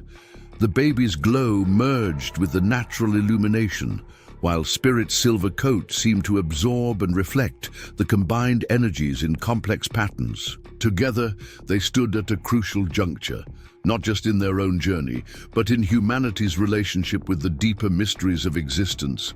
Whatever happened next would ripple through both seen and unseen realms, affecting far more than just their small group on a mountaintop in Montana. Twilight deepened over the medicine wheel as final rays of sunlight caught ancient stones in farewell embrace. Spirit stood watchful at the circle's edge, his silver coat transformed by the interplay of natural and supernatural energies. The baby in Deputy Rodriguez's arms had settled into a state of profound concentration, their tiny form emanating pulses of light that synchronized with the wheel's awakened power. Dr. Bennett worked feverishly at her instruments, recording phenomena that challenged fundamental scientific principles. "The energy signatures are evolving," she reported, her voice thick with wonder. "It's as if the site is learning, adapting its ancient patterns to interface with modern consciousness." Mike Turner studied the ethereal map, still shimmering above. The stone circle, its ghostly landmarks revealing connections that spanned continents. Each point of light represented a place where the boundaries between worlds remained permeable, where the old knowledge had never completely faded. "The tribal elders mentioned other sites," he said quietly, recognizing patterns in the spectral display, sacred spaces where the Earth's memory could be accessed by those who knew how to listen. But they said something was missing, a key that would reawaken the full network. The baby stirred, making a sound that seemed to resonate with Mike's words. Spirit's ears swiveled forward, and suddenly the map's illumination intensified. New connections appeared, revealing how each sacred site was linked not just to geographical locations, but to specific frequencies in the natural world. "The child is the key," Bennett realized, watching energy patterns shift on her devices. Their abilities aren't just about communication or influence, they're about restoration, reconnecting systems that were meant to work in harmony. Rodriguez adjusted her hold on the infant, whose glow now pulsed in time with Spirit's breathing. But why a baby? Why would something this important depend on someone so vulnerable? "Perhaps that's exactly the point," Mike suggested, watching how Spirit moved to maintain perfect positioning relative to both the child and the wheel's stone alignments. Innocence, openness to possibility, the ability to see connections that adults have been trained to ignore. A new sound cut through their discussion, vehicles moving up the mountain's restricted access road. The Nexus group was changing tactics, bringing in heavier equipment to supplement their aerial search. The baby's expression shifted from concentration to concern, their tiny hands reaching toward Spirit. The horse responded immediately, moving to the wheel's center while maintaining his role in stabilizing the energies flowing through the site. "They're attempting something," Bennett observed, her instruments recording massive fluctuations in local electromagnetic fields. "The signatures suggest temporal manipulation, but that's impossible." Reality rippled around the medicine wheel as the baby and Spirit worked in perfect synchronization.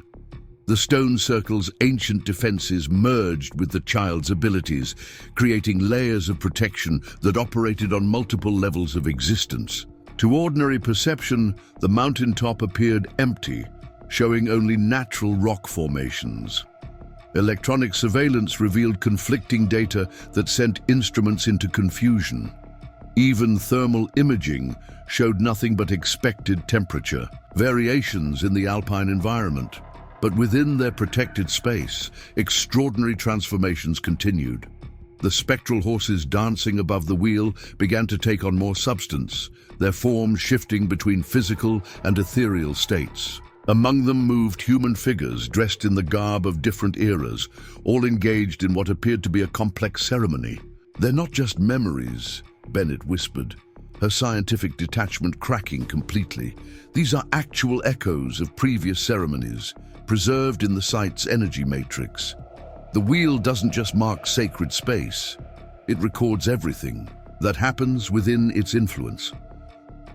Mike watched as Spirit and the baby interact with these temporal echoes, their combined abilities allowing them to access and understand information stored in ways modern technology couldn't detect.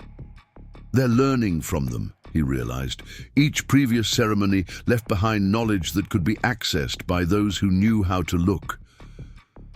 The ground suddenly trembled as heavy machinery moved into position below the mountain's summit.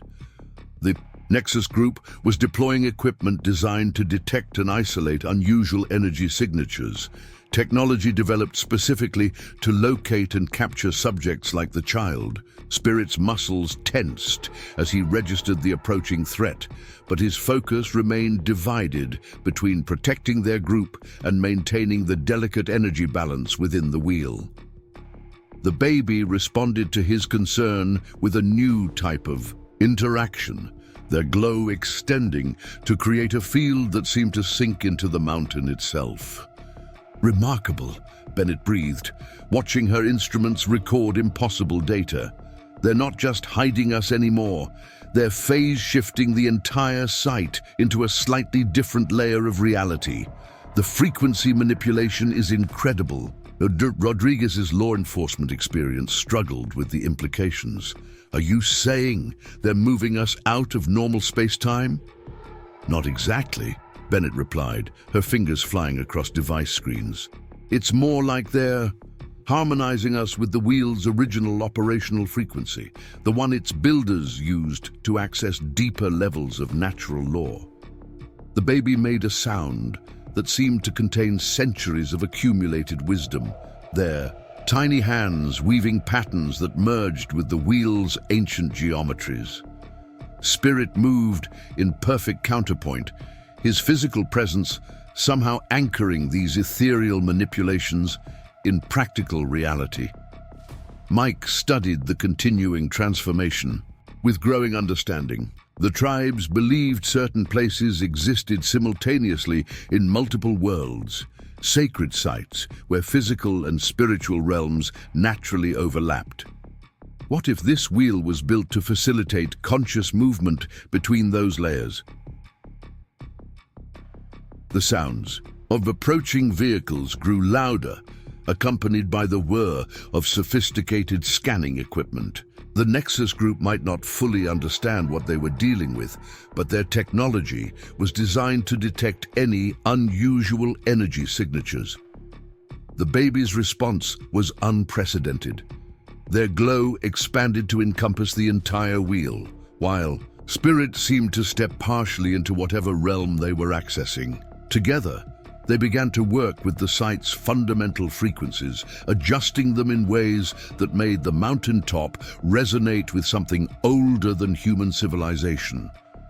The spectral displays above them shifted, showing not just past ceremonies, but potential futures, paths of probability that spiraled out from this crucial moment. In some, the wheel's ancient knowledge was restored, spreading through the network of sacred sites to reawaken humanity's forgotten connections with the natural world. In others, these delicate possibilities were shattered by forces that sought to control rather than understand. The Nexus Group doesn't realize what they're risking, Bennett said urgently, watching the probabilistic displays. Their attempts to weaponize these abilities could damage the entire network, severing connections that took millennia to establish. Rodriguez checked her weapon, though she knew conventional firearms would mean little against the forces gathering below. So how do we stop them? We can't hide in this altered state forever. The baby stirred in her arms, making a sound that contained both determination and ancient purpose. Spirit responded with perfect understanding, moving to a particular stone alignment that seemed to pulse with its own inner light. They're not planning to hide, Mike realized, watching the interaction. They're going to remind these mountains of what they used to be, to wake up something that's been sleeping since before recorded history. The ground trembled again, but this time it wasn't from machinery. Deep beneath the medicine wheel, something ancient stirred in response to the combined energies of child, horse, and awakened stone circle. The mountain itself seemed to hold its breath, waiting for a signal that had been anticipated for generations. Bennett's instruments began to overload as energy readings exceeded their design parameters. Whatever they're attempting, it's affecting. The entire region, the geomagnetic field is shifting, responding to patterns I've never seen before. The baby reached toward the sky with tiny glowing hands, while Spirit maintained his position at the crucial alignment point. Above them, the spectral displays began to coalesce into something more substantial, a manifestation of possibilities that existed between the worlds of matter and energy, flesh and spirit. As twilight deepened into true night, the medicine wheel stood at a crossroads of realities. Within its ancient circle, forces gathered that could reshape humanity's relationship with the natural world. But success would require perfect harmony between the child's awakening abilities, Spirit's unwavering guidance, and knowledge preserved in stone by those who had foreseen this moment. The mountain waited, its deep consciousness stirring after eons of sleep. The wheel's stones thrummed with anticipation, recognizing patterns set in motion when the first humans learned to dream with open eyes. And in the darkness, a baby's glow merged with a horse's ancient wisdom, preparing to remind the world of what it had forgotten. Night descended on the medicine wheel as stars emerged above Montana's peaks, their ancient light merging with energies that pulsed through awakened stone. Spirit stood unwavering at the crucial alignment point, his silver coat shimmering with otherworldly luminescence. The baby's glow had deepened to include colors that existed beyond normal human perception, their tiny form floating in Deputy Rodriguez's arms as if gravity itself had become negotiable. Dr. Bennett worked frantically to document phenomena that defied scientific categorization. "The mountain's fundamental frequency is changing," she reported, watching readings spiral into unknown territories. "It's as if millennia of accumulated energy are suddenly becoming accessible."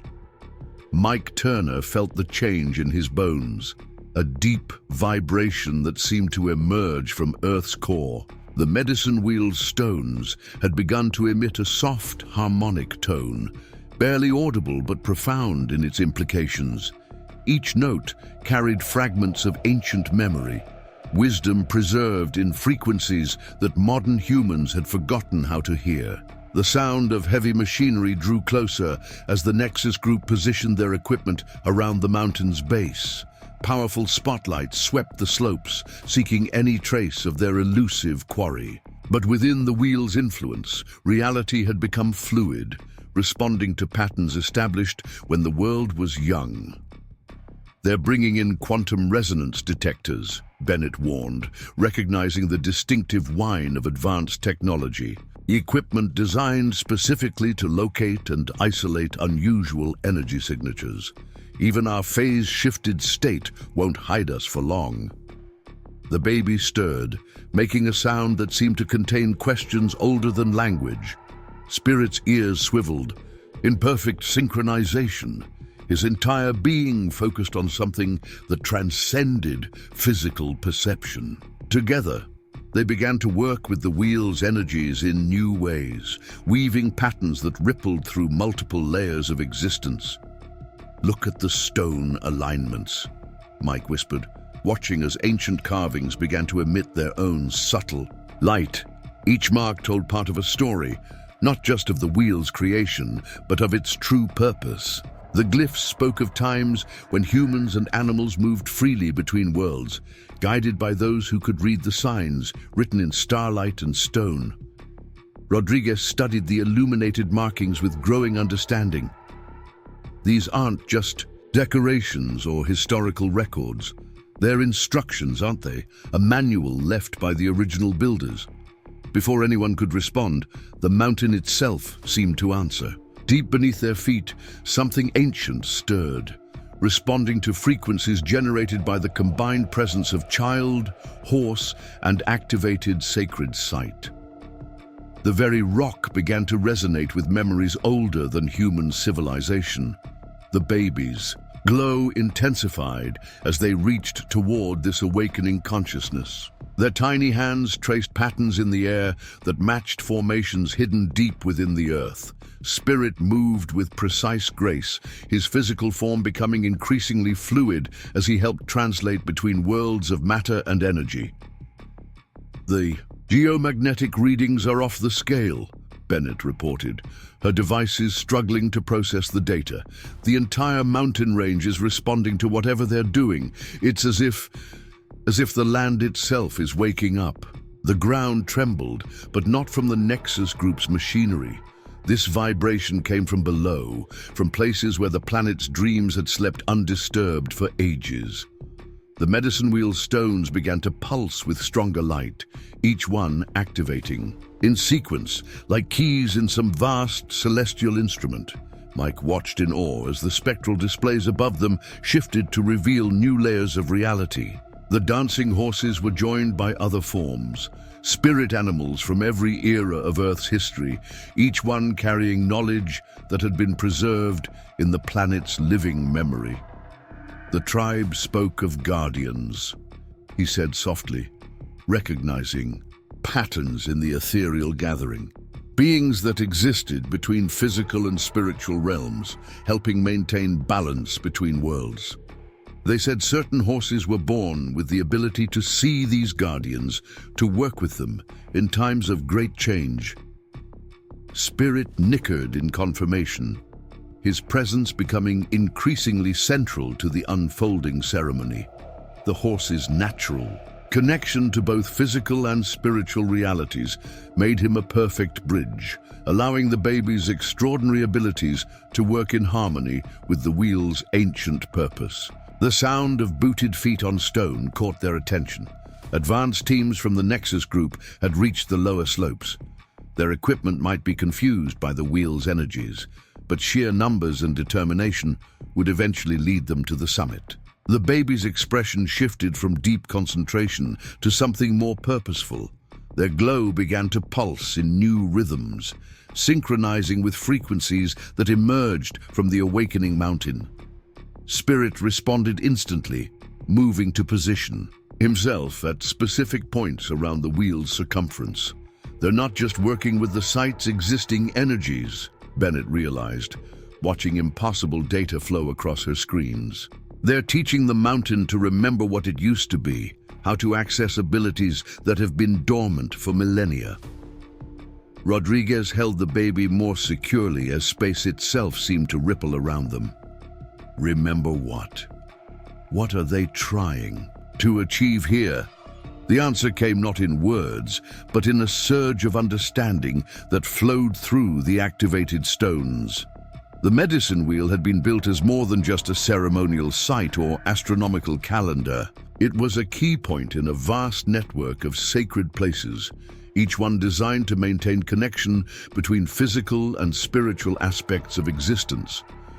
The baby's hands moved in increasingly complex patterns, creating ripples in reality that spread outward through the wheel's ancient alignments. Spirit matched their movements precisely, his physical form becoming harder to define as he worked between worlds.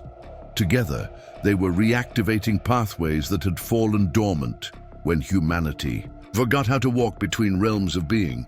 The Nexus Group's approach is completely wrong, Bennett said urgently, watching the continuing transformation. They want to isolate and weaponize these abilities, but that's impossible.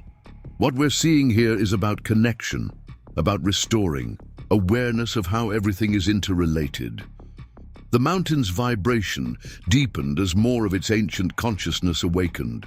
The very rock seemed to pulse with renewed purpose, responding to patterns it had waited eons to recognize again. Above them, The spirit animals moved in increasingly complex formations, their presence becoming more substantial as the boundaries between worlds grew thinner. Mike felt changes in the air itself, subtle alterations in how light and sound behaved, shifts in how energy flowed through living systems. The medicine wheel was becoming what it was always meant to be, a bridge between different aspects of reality, a place where the forgotten could be remembered. The baby made a sound that seemed to contain centuries of accumulated wisdom, their tiny form almost transparent with pure energy. Spirit moved to stand beside them, his silver coat reflecting colors that existed beyond normal human vision. Together, they began to work with the wheel's fundamental frequencies in ways that its original builders had envisioned but never fully achieved. "The resonance patterns are changing," Bennett reported, her scientific mind struggling to process what her instruments revealed. "They're not just activating the site, they're teaching it to evolve, to adapt its ancient functions to modern conditions."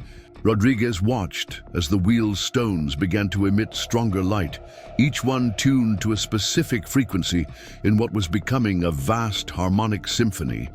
But what happens when the Nexus group reaches us? All the spiritual energy in the world won't stop bullets. The baby stirred at her words, their glow taking on a more focused quality. Spirit responded with perfect understanding, moving to a particular stone alignment that seemed to pulse with its own inner light. Together, they began to work with energies that existed at the intersection of physical and spiritual laws. The ground trembled again as the mountain's awakening consciousness reached new levels of awareness. Deep beneath the wheel, ancient systems began to activate, responding to patterns set in motion when the first humans learned to dream with open eyes. The very fabric of reality around the sacred site began to shift, aligning itself with frequencies that modern science had yet to discover. Mike watched in amazement as the transformation continued, understanding dawning in his mind. They're not just hiding or defending, he realized. They're reminding the mountain of what it used to be, of powers that existed before humanity forgot how to listen to the Earth's dreams. The baby's glow merged with Spirit's increasingly ethereal form, their combined energies working in perfect harmony with the wheel's awakened purpose. Above them, the spirit animals moved in patterns that spoke of ancient ceremonies and future possibilities, their presence a bridge between what was and what could be again. As the Nexus group's footsteps drew closer, the medicine wheel stood ready to reveal its true nature, not as a relic of the past, but as a living key to humanity's forgotten relationship with the sacred in all things. The mountain held its breath, waiting for the moment when ancient wisdom and modern necessity would finally meet. Moonlight bathed the medicine wheel in silver radiance as the mountain's awakened consciousness reached its full potential. Spirit stood transformed at the circle's heart, his physical form now barely distinguishable from the ethereal energies that flowed through the sacred site. The baby in Deputy Rodriguez's arms had become a being of pure light, their tiny form radiating frequencies that bridged worlds of matter and spirit. Dr. Bennett's instruments had long since overloaded, their screens dark as technology failed, in the presence of forces that defied scientific understanding. The quantum resonance detectors deployed by the Nexus group wailed in electronic distress, overwhelmed by energies that existed beyond their designed parameters. Mike Turner felt the change in every fiber of his being as the medicine wheel's true nature emerged. The ancient stones hummed with power that had waited millennia to be remembered, each one a key in an instrument designed to play the music of reality itself. Above them, the gathering of spirit animals had grown so dense that the night sky seemed alive with dancing light. The first members of the Nexus group crested the mountain summit, their weapons ready and their expressions determined. But as They stepped into the wheel's influence. Something extraordinary happened.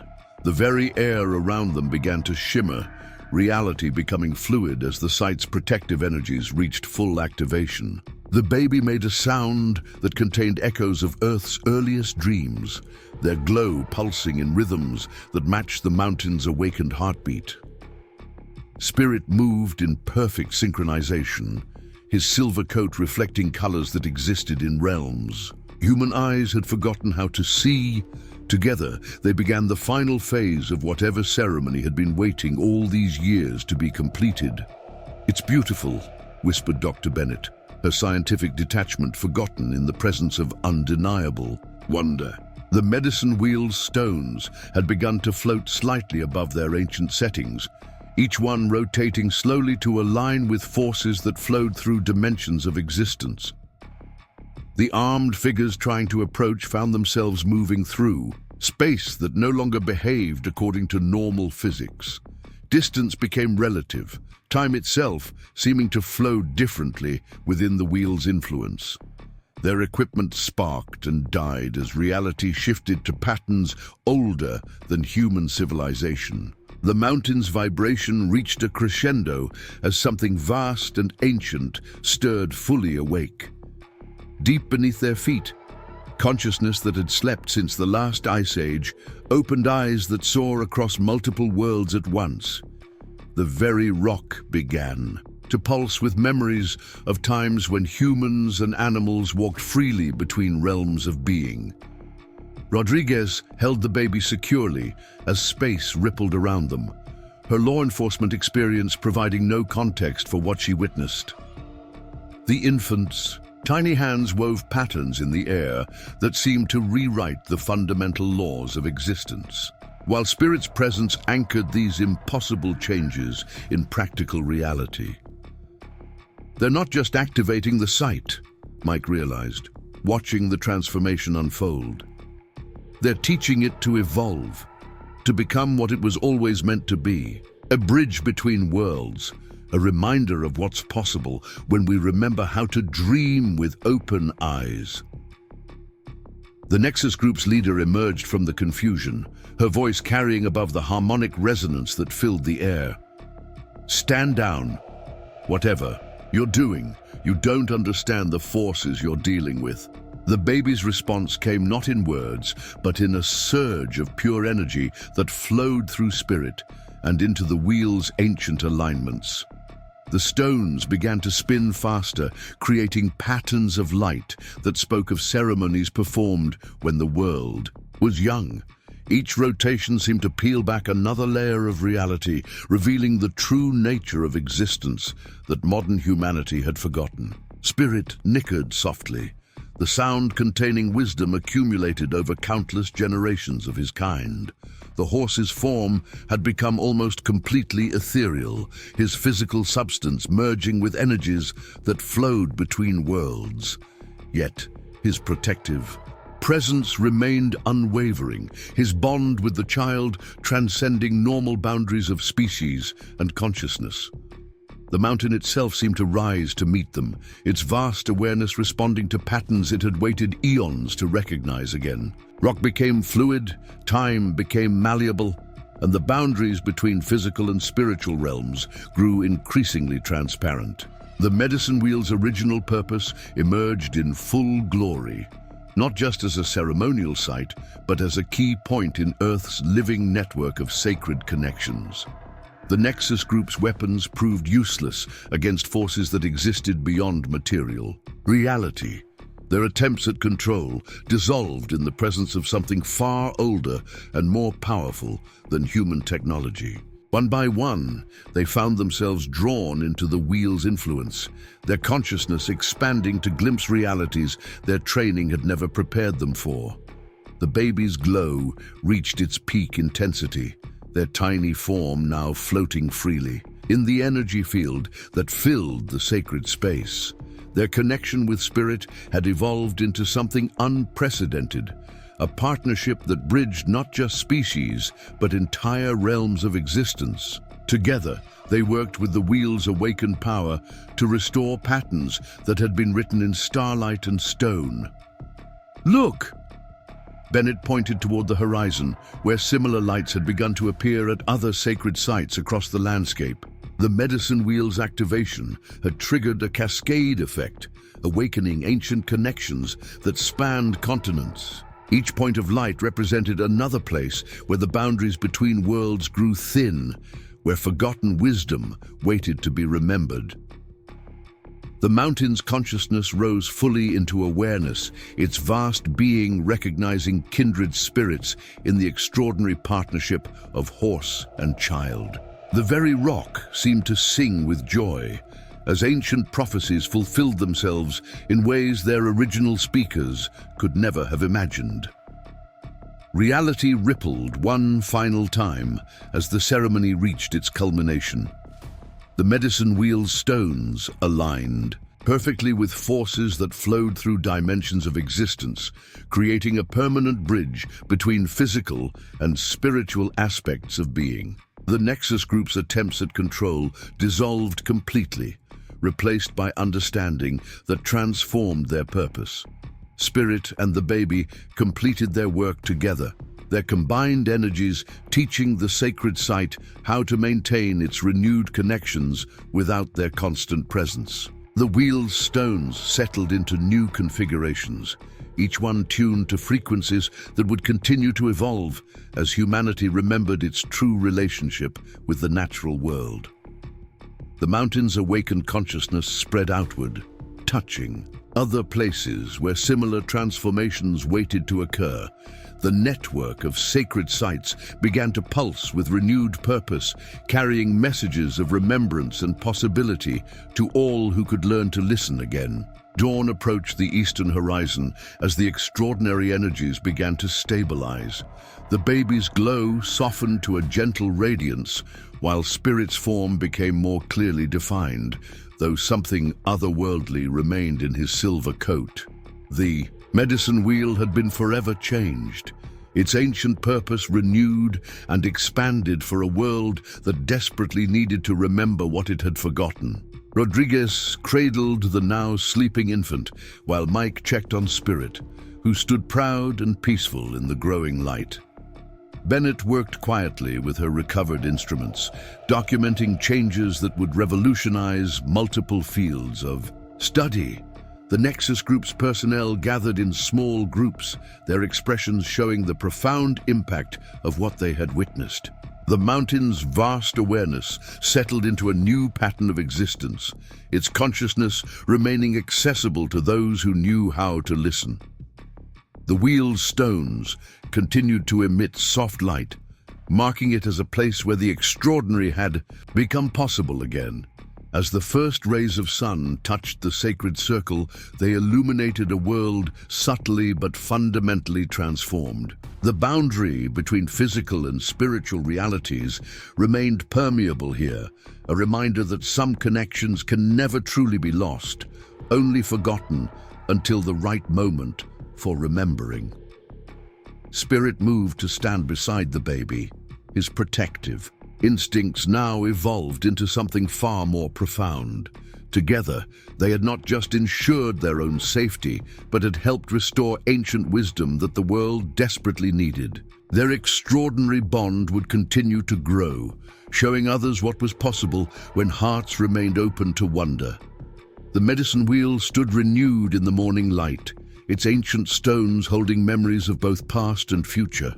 Through the combined efforts of a wild horse and a remarkable child, it had become again what it was always meant to be, a bridge between worlds, a keeper of wisdom, and a reminder that some connections transcend all boundaries of understanding. Up. Next, you've got two more standout stories right on your screen.